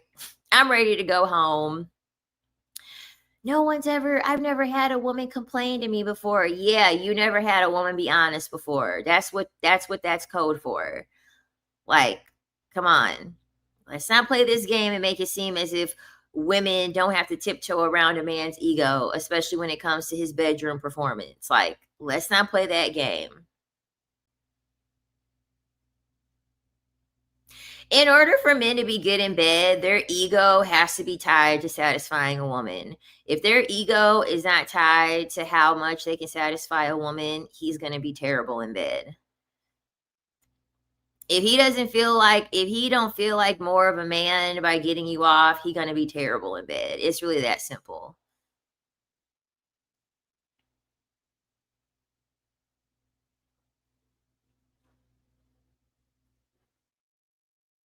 Oh, listen, I had one. Thankfully, for the most part, my experiences with men in the bedroom have been primarily good, right? Like I've had a pretty high satisfaction level. One guy, so there was this one guy who was like, he really was Adam. Like he really was giving like Adam, um, he was really giving Adam energy. He had a strong aversion to like girls being on top of him. So I said, why do you have like such an aversion to that? Why don't you like that? And he said, well, I'm a man and like I feel as though I should be dominant and I know what I'm doing. And so, like, I don't ever allow women to do that. And so I said, okay. And another thing too, he was also like anti like wanting to like use extras in the bedroom, like toys or whatever. So anyway, I ended up sleeping with this guy or whatever. He was getting on my nerves in the bedroom. He was getting on my nerves in the bedroom. I put that man on his back so fast. He's like, you're the only girl that I ever allowed to do that. I'm like, I had no choice. If I let you run the show, I would be leaving with nothing. That's the reason why I keep some muscle on me. I'm rolling you on your back next, sir. We're gonna be sparring on this bed.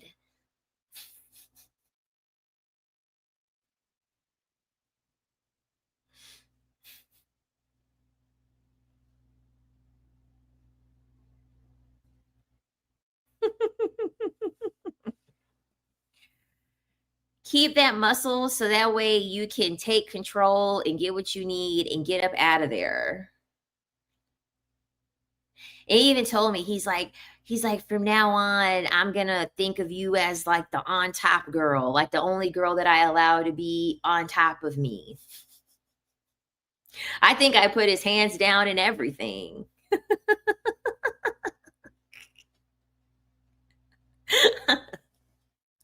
I don't think I left him with a choice to do anything.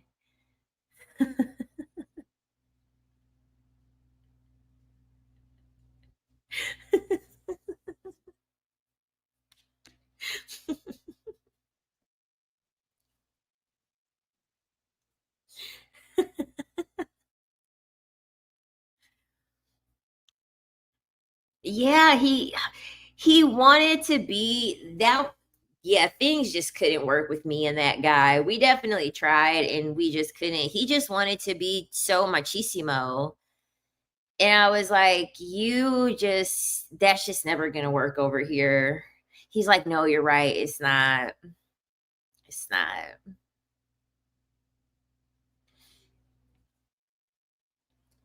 It could be a comment. What are you going to do then? Wait for it to come because I'm tired of paying fucking bills. Like, men really think that men really say weird things as if I fear death. Dude, I don't care. Right? Like, I really don't care. Guess what? I won't have to be dealing with y'all no more. I won't have to be dealing with low IQ people like y'all anymore if the comet comes. Please let the comet come. Humanity needs a reset anyway. We need a reset. Please. If you know the people that can set up for the comet to come, can you please make it come like now? Because then I ain't got to worry about no bills. I ain't got to worry about having men up in the chat. I ain't got to worry. I don't have to worry about any of these things that we have to worry about.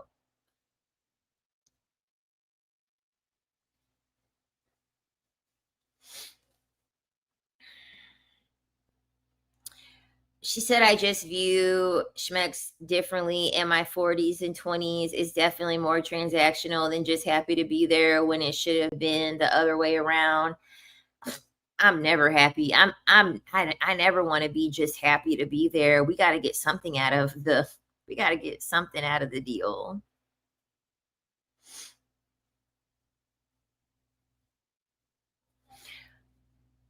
And little does he know, it's like, dude, I have so many videos talking crap about religious men.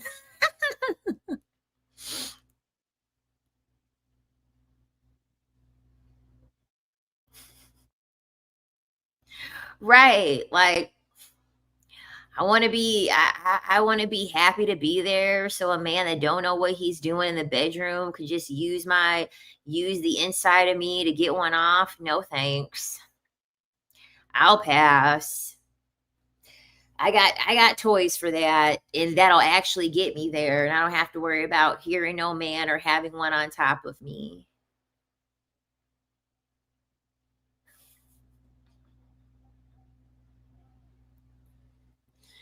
My thing about it with these men, dude, there are hella churches. Go get the spirit of Jesus in a church with women and go deal with those women. Why are you on a channel with a woman with a nose ring, tattooed the fuck up, uses profanities, cusses, has a brand deal with a sex toy company? Like, why? Why even be here? Go be with your Christian woman that's going to submit and cook and clean and let you bash her up over the head. Like, that, I think those sound like the women for you, not my crazy ass. Because I'm crazy. Christians have not created a good world for women or children. I don't want to hear you. Exactly. Yeah, they do. They want the complete opposite. They want the complete opposite woman.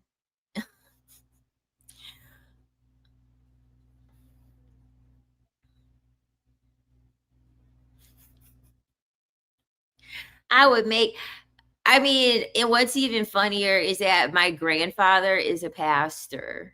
My grandfather is a pastor. My grandfather is literally a reformed womanizer.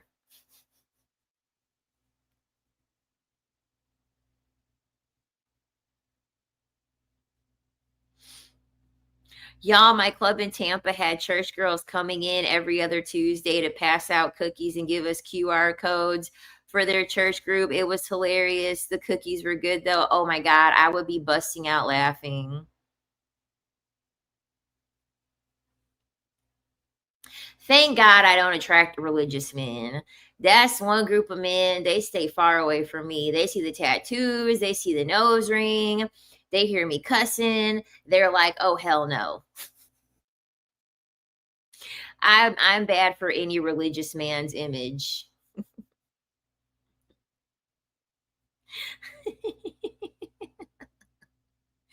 They'd be like, "Oh hell no. Oh hell no." She would make it obvious that I'm really a sinner. She can't be a good cover up for my sinning, so I can't deal with a woman like her. Exactly. Most religious men use it as a cover. Cause like there was one guy that I was dealing with and he did like me, but the reason why like he really couldn't do anything with me is because of like my appearance and how I carry myself. And like he started going to church and shit. And I'm like, yeah, that's not gonna work.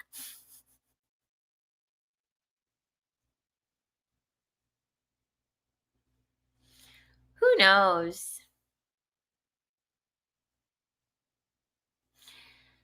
And the thing about it is that, yeah, the religious men, they because the thing about it, those religious men, those highly religious men, they have a lot of kinks. One of when I was dancing in the club, one of my clients was he was a pastor. He was a pastor, baby. And yeah, a lot of those religious men, they be having so many kinks. They gotta have a way to unleash. They're trapped in the closet all day. So by the time they get to the club, they're like, I could be free. I could be who I want to be.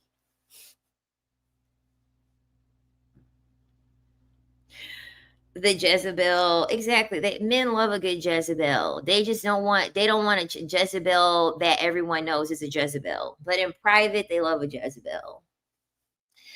They don't want to roll around on the mattress with a girl who ain't got no experience.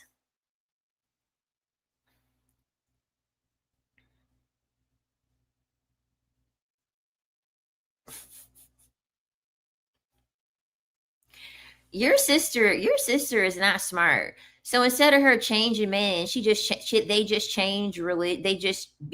changed and became religious. Like women will do everything but change the man. Like it's already going to be a stretch for a woman to just like up and leave the man, but women will do everything. Women will change where they live. Women will change religions. Women will change belief systems. They'll change everything but the fucking man that they're with. Like, what are we doing?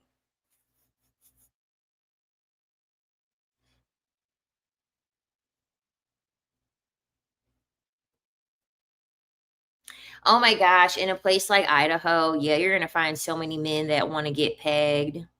Any of those hyper religious states, any of those states where they have like a lot of Mormonism and things like that, you're gonna find so many men that have repressed kinks. Just from me working in the club, I'm telling you, those men that are like very conservative, very religious, they button up their shirt at the very, very tippy top, got their neck circulation cut off. Them gonna be the main ones that are gonna have all these types of crazy stuff that they want you to do in the bedroom.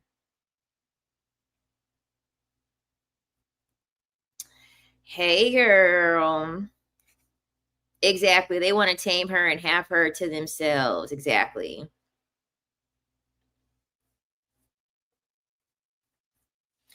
Men would be so much happier dating other men. That's what they really want. That's why they be like, I don't want a girl wearing no weave. I don't want a girl wearing makeup. I want a girl that's natural. You want a man. You want a man. Girls literally have makeup sets and dolls to play with and all those girly things when they're like starting at like 3 years old. Like we're literally playing in makeup at 3 years old. And you mean to tell me that you don't want a girl to wear makeup? We literally have different dolls where the doll you can put their hair in water and the hair change colors. You can curl their hair. We get the press on nails for the doll, then you get a set for the press on nails. We literally been doing that shit since we were 3 years old. And you mean to tell me that you want a grown adult woman to not do any of that shit? You want a man. That's the most natural person that you're gonna meet. You ain't gotta worry about no nails. You ain't gotta worry about no makeup. You ain't gotta worry about no wig. You want a man. Because why don't you want women to do women shit? Why don't you want a woman to do woman things? That's like telling a man, I don't want you to watch football. I don't want you to go to the gym. I don't want you to have your little Super Bowl parties. That's shit that men do. Like that's just shit that men are gonna do.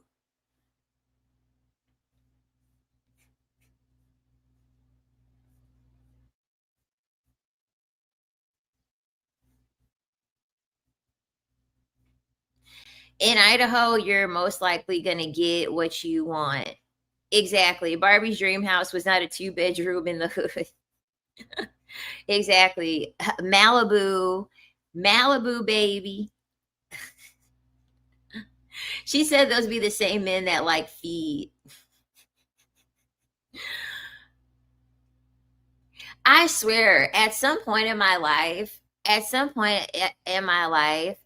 I was attracted nothing but the foot freaks. Nothing but the foot freaks. Like, I'll pay for your pedicure. I love those shoes. I seen a pair of shoes that your feet will look good in. Can I massage your feet? Bring the lotion so I can massage your feet. I'm like, oh my God.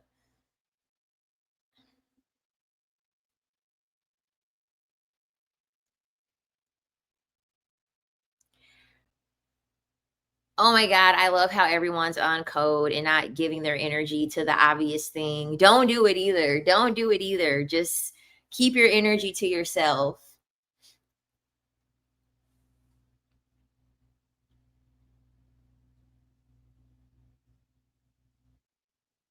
Yeah, I'm telling you, men's inspiration is corn. Men's inspiration is freaking corn because they don't have an imagination. Men will admit that themselves.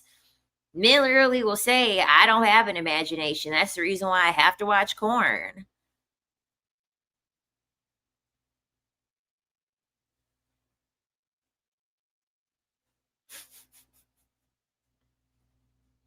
And then the thing about it, I'm like, so you did all this and you watch corn? Like we only did one position. Like, what are you watching then? We're only doing the same like two things.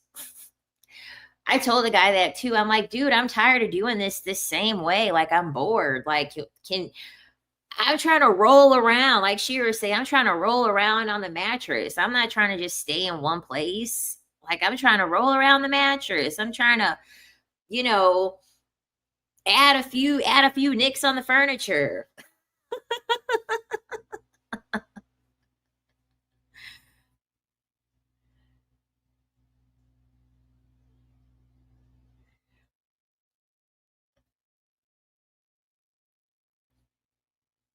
Exactly. I'm like, you're just using this, like, you're not even inspired by any of this stuff. They're only inspired by the acts that are violent. They're only inspired by the violent acts that they see. Everything else, they're just using it as a means to to compensate for the fact they have no imagination.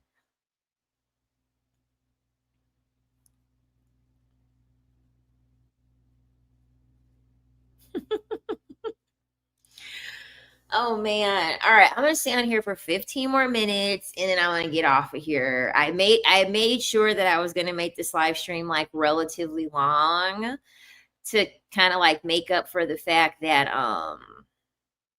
I hadn't been on here for a while.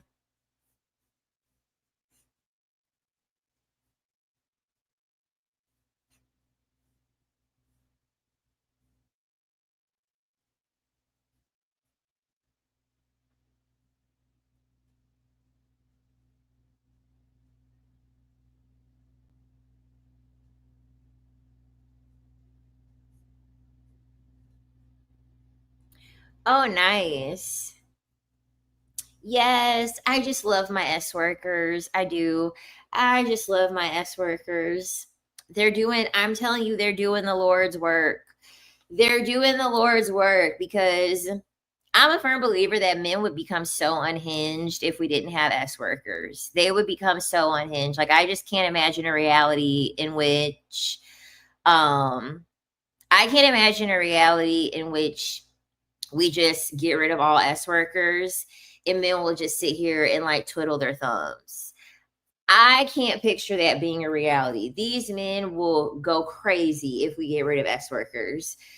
I seen one of your videos on Princella. She watches your videos. Interesting. I didn't know that.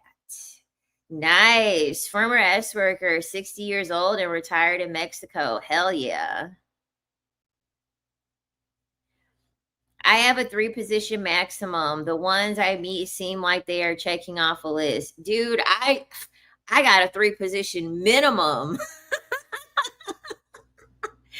I got a 3 position minimum. I'm a Gemini moon. I have ADHD. We're gonna have to change up some things.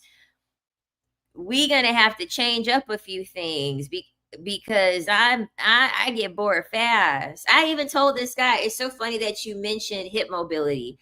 So this guy that I was dealing with at the time, I'm like, dude, like I'm tired of just doing it in this one position. Like I don't want to do it this way all like this time. And so um I was like, dude, and I was like, we're only getting older. I was like, one day, like, we're gonna be old, and like one day you're gonna be so old, like you're only gonna be able to do it in one position. Like you're not gonna be able to get your foot up. You ain't gonna be able to get your foot up and like do all these like other things. You ain't gonna be able to pick no bitch up again. Like you're not gonna be able to do all these crazy things. You need to do it now when you're young. And so he listened because I was like, this is getting boring. I just don't want to just be on my back. This is crazy. I need to get my cardio in.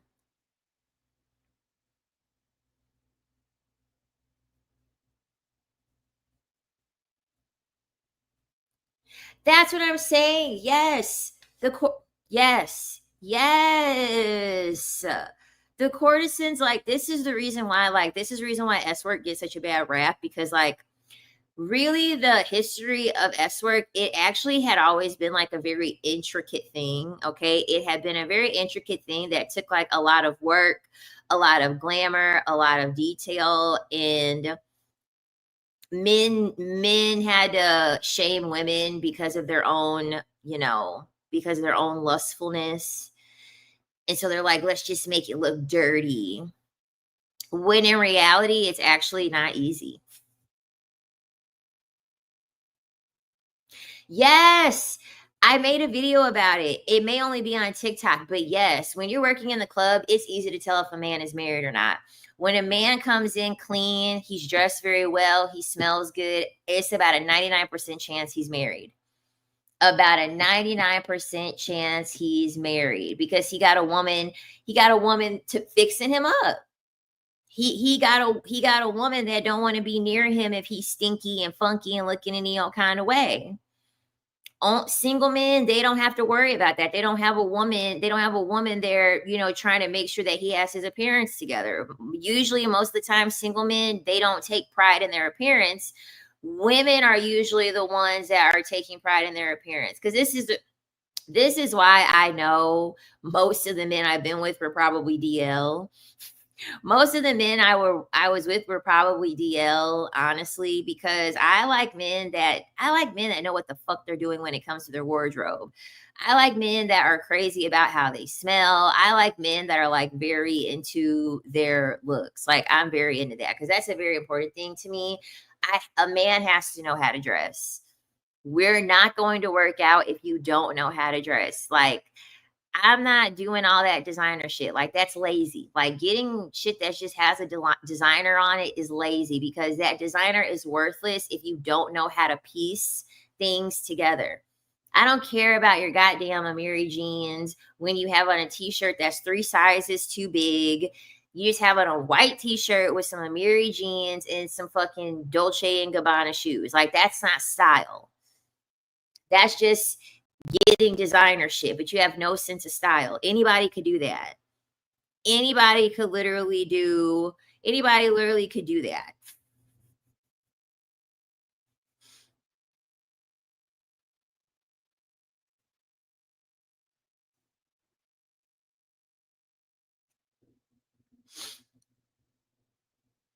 Yeah, it's the oldest profession for a reason. Men, I mean, I think it's so funny because they say that I can't say the word, but selling it. Selling it is the oldest profession, which means that men saw value in they saw value in between what's in between a woman's legs. They saw more value in that than the labor of a man.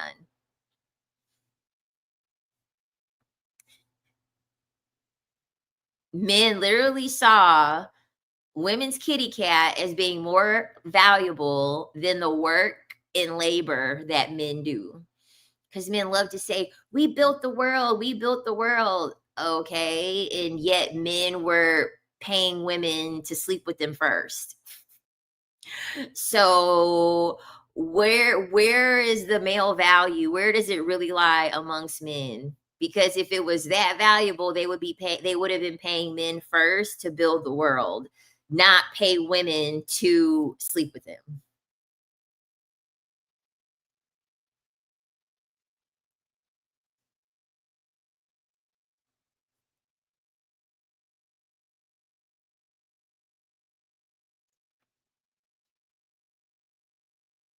I believe they call that putting lipstick on a pig. Yeah, I follow a woman online, and she's essentially a courtesan. Her current suitor is paying her over 15,000 a month, and she lives in a penthouse. Yeah, because it's real.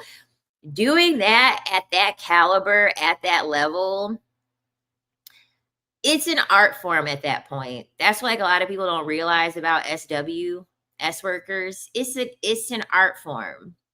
Like, you don't just like take off your clothes and like lay on your back. Like, no, like you're curating a whole, essentially at that level, to be able to make $15,000 a month and be in a penthouse. You're kind of like a living AI robot to a certain extent. You're able to fulfill, like, you're able to understand that person on such a deep level, like psychologically. You're like on a high level to be able to make that much money because that's how it works. Like, it's not about like just sleeping with men or like being risque. Like, no, like it's S work is primarily psychological. I cut off a guy that always talked about his luxury clothes that he wanted me to compliment him on. I blocked him. It's like nobody cares about your freaking luxury. It probably came from China anyway. Like, nobody cares. Like, there was a video I'll never forget. There was a guy that had on this like pink, not pink, green. It was this green fuzzy sweater, and it was too tight. And his friend was like, "Why are you wearing this green fuzzy sweater?" And he's like, "It doesn't matter that I'm wearing this green fuzzy sweater. It's Balenciaga." And it's like, why do you have this on just because it's Balenciaga? Like, this top looks terrible. This is why I say, like, that men care so much about designer because other men care about designer. Like, baby, you're dressing for Future. You're not dressing for Lori Harvey. You're trying to impress Future, not Lori Harvey. Okay, Lori Harvey didn't care about you putting on designer when you have no style. Men care about designer.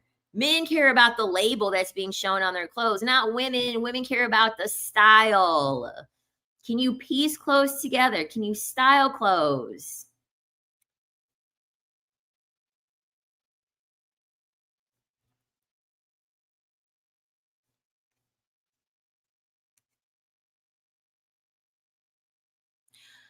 Burke and Coco, I have to look.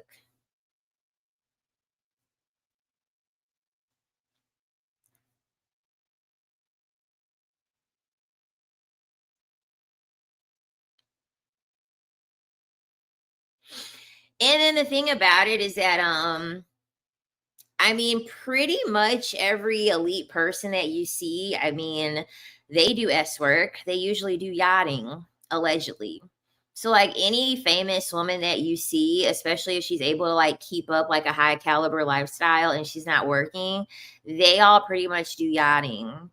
They will like they'll do yachting, and then the girls will go out and they'll recruit more women to do yachting. And so it's, and even men do it.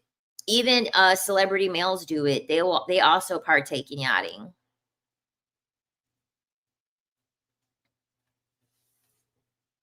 Yeah, Sloan just did a video about Zac Efron yachting. I literally just watched it.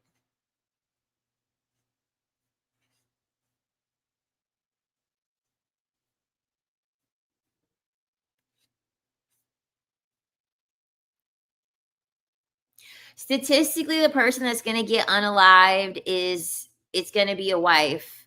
It's gonna be a wife by her husband.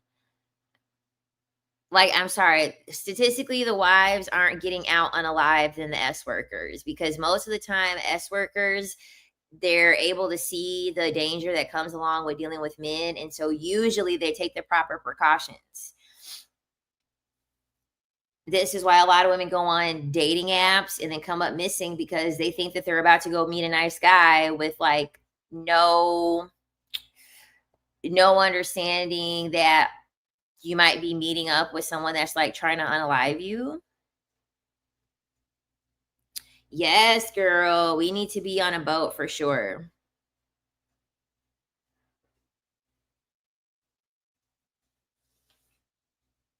When Zac Efron started doing all that shit to his face, I knew something was wrong. He looks better now. It looks like the filler, like it looks like they've like changed some things. But when he did that craziness to his jaw, like when it was fresh, I knew something was wrong. Church people would clutch their pearls if you told them wives get more unalive than SWs, but it's the truth. Statistically, it's a fact. He claims that it was on accident. I don't believe that. I don't believe that he said that that was on accident. I think it was surgery because his face still looks like he got surgery done. Like, I mean, his face definitely doesn't look like the way that it was before because his face was much more round. He has a lot of because he claims that he had to get the reconstruction jaw from like some injury or something. I don't believe that. I don't. And the only reason why is because Zac Efron looks so good. Men also get body dysmorphia when they're very attractive. So like that's what happened to D'Angelo. So when D'Angelo came out with that "How Does It Feel" video, when he was like looking scrumptious, he had said that like women started objectifying him. So he literally would go on stage and like women would be like clawing at him and like freaking, throwing their panties and doing all this stuff. And so he like felt obligated to like keep this appearance up. And it was getting to the point where like he couldn't wait for the tour to be over because he was so sick of like being objectified and like his appearance being like talked about. So then once the tour had ended, he pretty much just drinking a shit ton and like eating and he was so excited to be able to like get fat and like gain weight. And then like mentally he started spiraling after that. Like that's when he started like going to jail and things like that. Um yeah. Yep.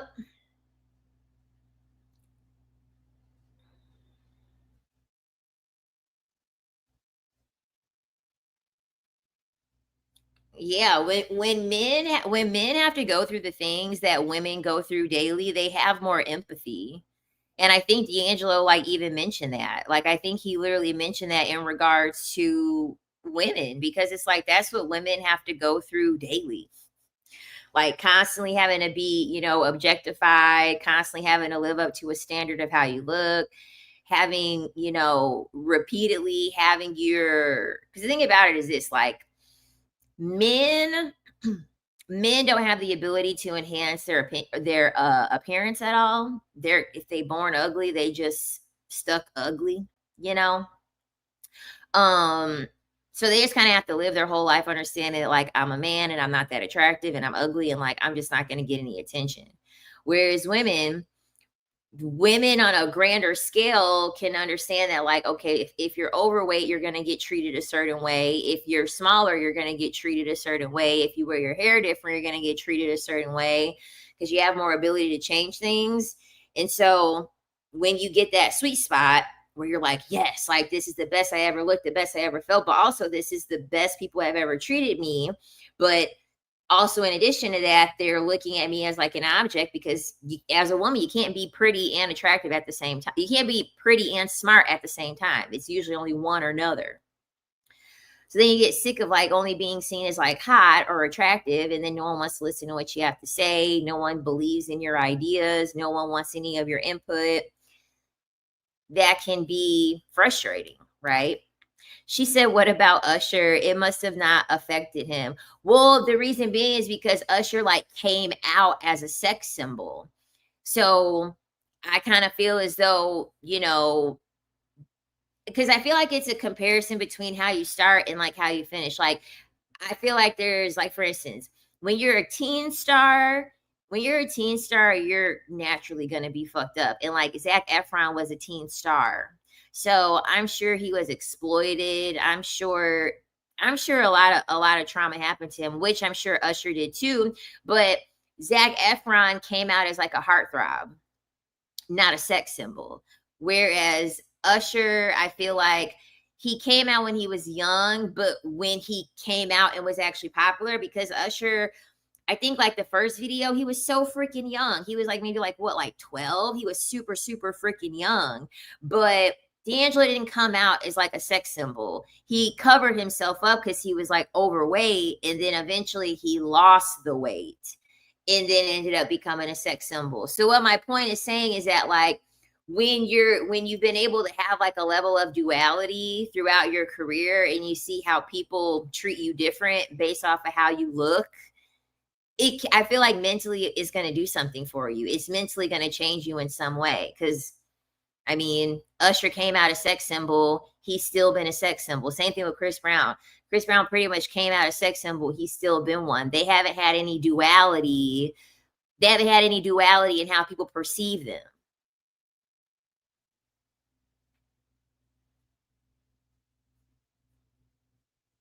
And the way that they are perceived is like the default setting for a man. And the default setting for a man, if he's attractive, is he has an anger issue or he's abusive. That's like the default setting. And we've normalized that so much, people just overlook it now, you know?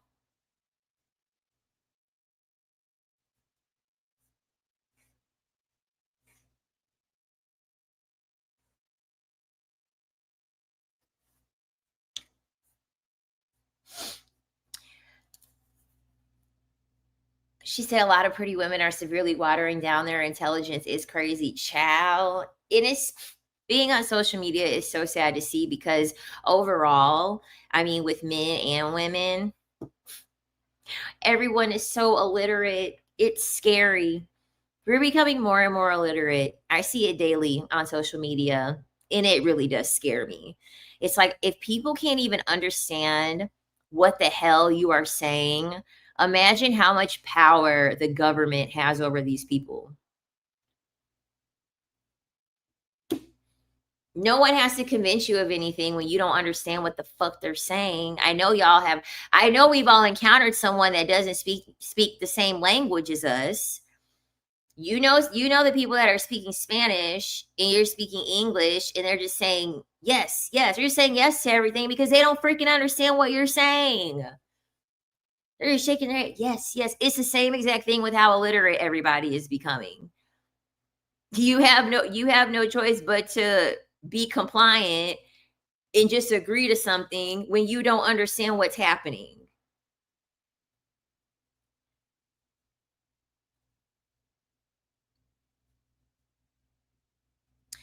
Honestly, I never really found Usher all that attractive overall. Like he has a very nice body, I will give him that, but like facially,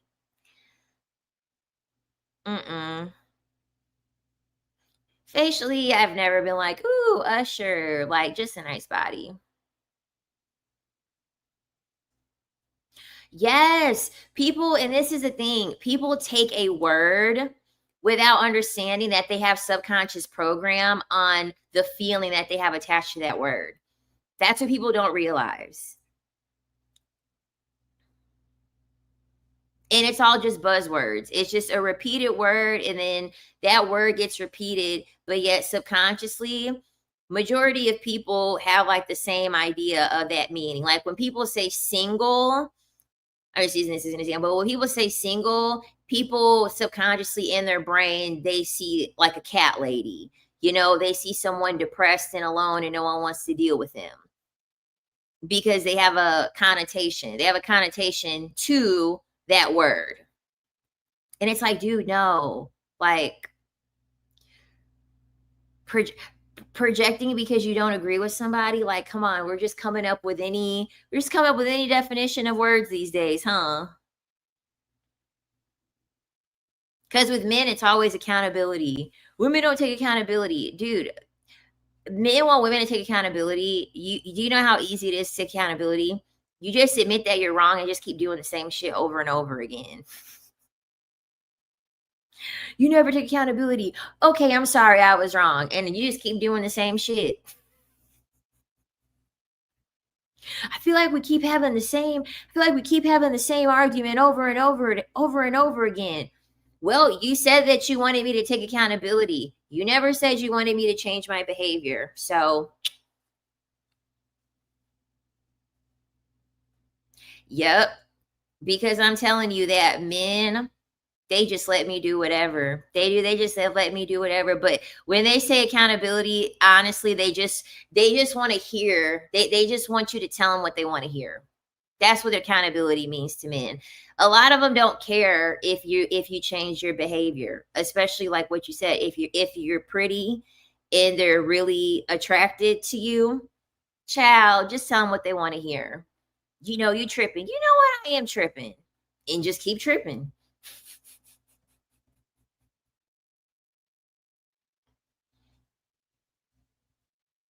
I'm telling you, it works. I'm telling you, it works. I just admit that I'm wrong, and I just keep repeating the same shit.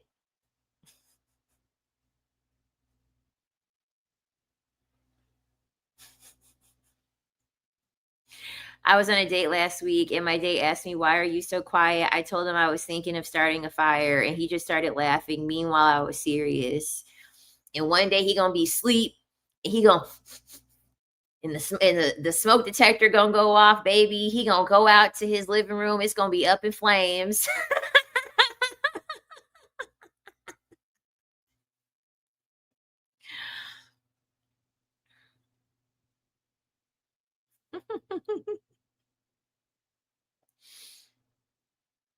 And then he going to be thinking like, he going to be thinking back like, who could have did this? He going to flash back to when you said you were thinking of starting a fire. You became a whole arsonist.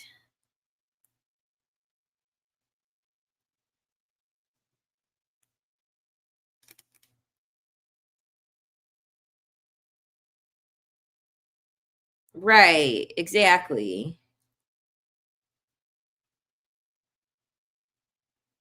That's why I said men are so stupid that they're just so easy to like they're just so easy to manipulate a lot of the time because really men want you to lie to them anyway because they don't take anything that you're saying seriously. So that's why it's so easy to lie to men because they don't take women seriously. Like they think that we're just stupid little bobbleheads that are just like talking for our own enjoyment. So they don't take anything that we say seriously. So like I always use that to my advantage. Like always, like, okay, like, I had a dream about robbing you. Oh, that's so funny. And then before you know it, a day later, they're calling me, you stole my, did you steal my yada, yada, yada? No, I never stole any of that. What are you talking about? I think you need to get your vision checked. When we were at the drive-through, you were squinting at the menu. I think you need to get your vision checked, babe.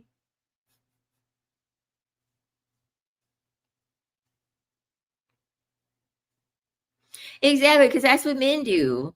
That's why when they say accountability, literally all they care about is just you admitting that they're wrong. Because for men, it's very hard for them to admit that they're wrong. Like, get a man to just openly say that he cheated. Get a man to actually say it with his mouth. I cheated on you, and I cheated on you with so and so woman. They ain't gonna do that. So once they do it, it's going to feel like a victory for everybody because you're like, okay, he wouldn't tell me, and now he finally admitted to it. And then you'll be so impressed with that, you won't even be thinking about the fact that he's back out cheating again because you already had to work so hard to just get the information out of him to begin with.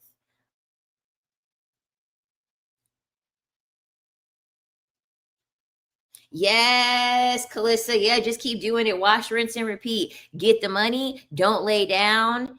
Get out of town and then find somebody else and just do it all over again.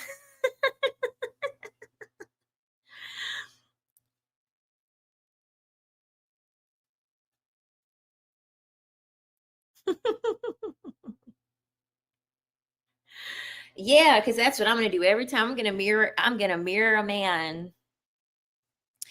That's exactly what I'm gonna do. I'm gonna mirror a man. That's why they don't like me. That's why they don't like me. Like, nope, I'm gonna do the exact same thing that you're doing.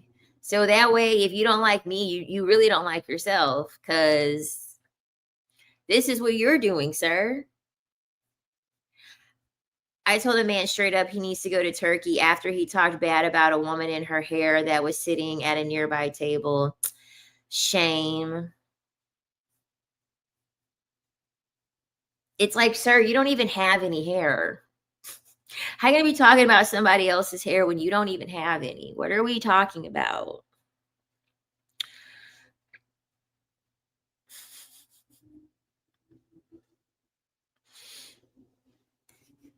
And this is what I find so funny. Like, when women don't like something, women will hate something about them, and they're like, you want to know what? I have a solution. I'm going to go on somebody's surgery table and I'm going to get this shit fixed that I don't like. Men will literally be sitting here hatfishing people, pissed off they ain't got no hair. And it's like, dude, you can go to Turkey and get a hair transplant. Like, you could fix your problem. This can all be over. You literally can you can you could be a chia pet. You literally can start growing your hair like a chia pet and be all happy with yourself. And they just don't want to do it. But women are like, no, I don't like this. I'm gonna go on ahead and fix it. But it's because society doesn't like project all these insecurities onto men. So although they're insecure about it, they aren't pushed by society so heavily to change it, because their treatment, or they're not taught that their treatment is going to be different based upon changing said thing. What's wrong with bald men? One of my exes is bald, so I don't have an issue with bald men. I'm talking about the men that have an issue with being bald.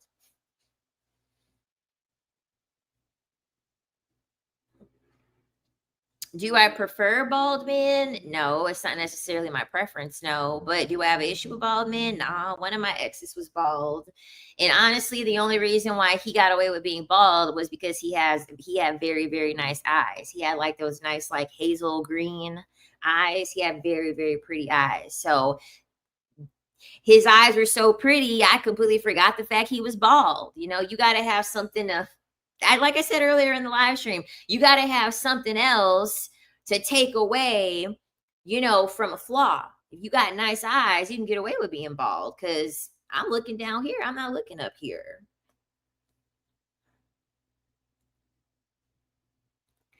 I love a bald man. They tend to be cleaner. I do like men with a lot of hair. I do. I like men with a lot of hair, but you are right though, with bald men. They do tend to be cleaner.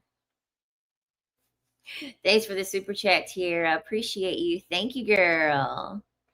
They lose a hair follicle for every lie they tell. It's a curse. Men being bald is a curse from their mother. Because in order for them to be bald, it's like a genetic predisposition from the mother. Yeah, exactly. I don't find bald men attractive. I feel like it's a defect. We all have hair. Exactly. That's why I said I feel like it's a curse from the mother. She cursed her own son if he's bald.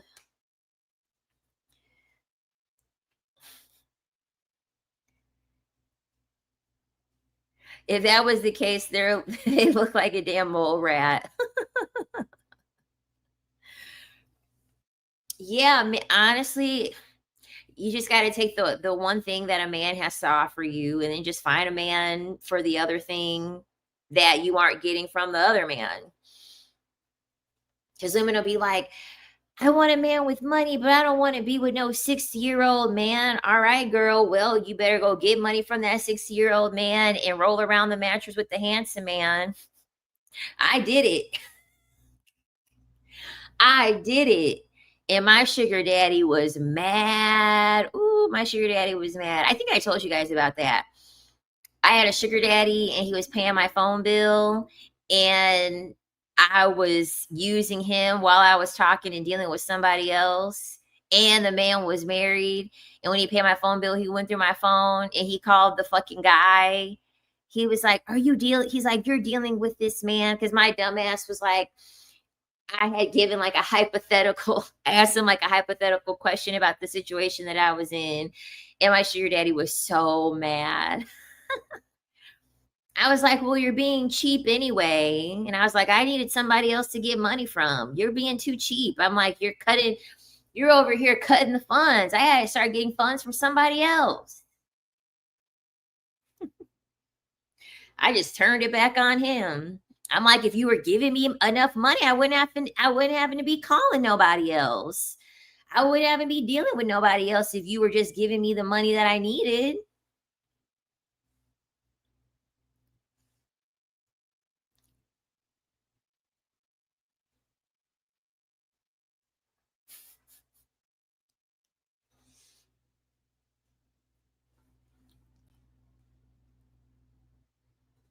Yeah.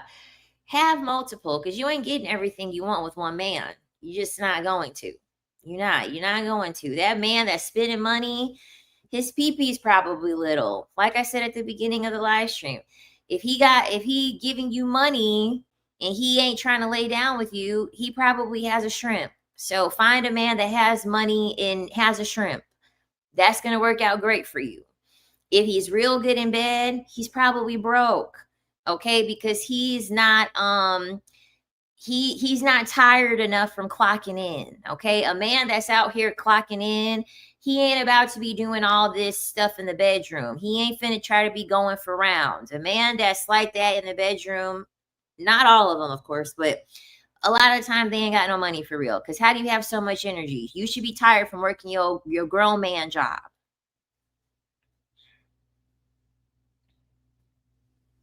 Stretch marks are just genetic. It's not like a predisposed thing.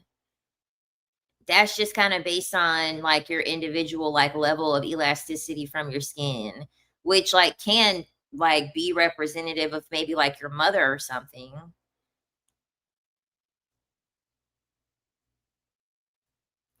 Nothing better than a handsome man who is generous. I'm a big freak, yeah. Cause child, I ain't got time. You got to find the best thing in one of them and start and make a Frankenstein. Make a Frankenstein out of all the men that you're dealing with. And then once you do that, that's fine. Yeah, but the thing about it is that some people's skin is more elastic than other people's skin. It is you, and then also keeping your skin moisturized because dry skin is going to have. That's like when women are pregnant, they're constantly moisturizing their belly because lack of moisturizing is definitely like your arch nemesis when it comes to stretch marks.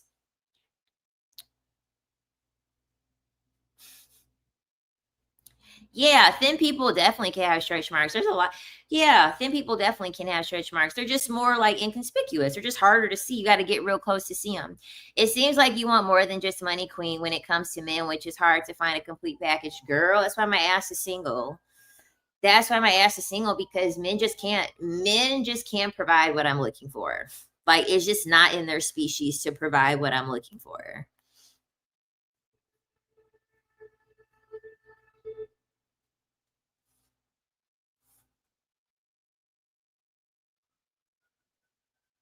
And that's okay. Like I'm not even mad at it. Like I'm not even mad at it. I just accept it for what it is. Um, but they just don't have what I'm looking for. So until then, I'll just create the perfect man in my head and just keep it moving. Do what I gotta do and just keep it moving. But y'all, I'm about to get off of here. We had a great time. I was here for a super, super long time. So I gave you guys plenty of live stream fun. If y'all decide to watch it again or if you're watching it after I post the live stream.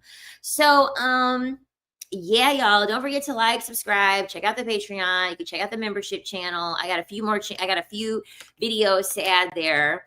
If you're a part of the membership channel and you all want me to post my pole dancing stuff there, I absolutely can post my pole dancing stuff there. Just let me know, because I have been wanting to post more pole dancing stuff because I'm getting like good. Like the pole is feeling more like my boyfriend now that I've been polling for 4 months. Because before, the pole was feeling like a situationship, y'all. I just felt so distant and so avoidant. So let me know if you guys want that. And then hopefully within the next month, I can be a little bit more consistent with the live streams. So then, yeah, I will talk to you guys next time. Bye.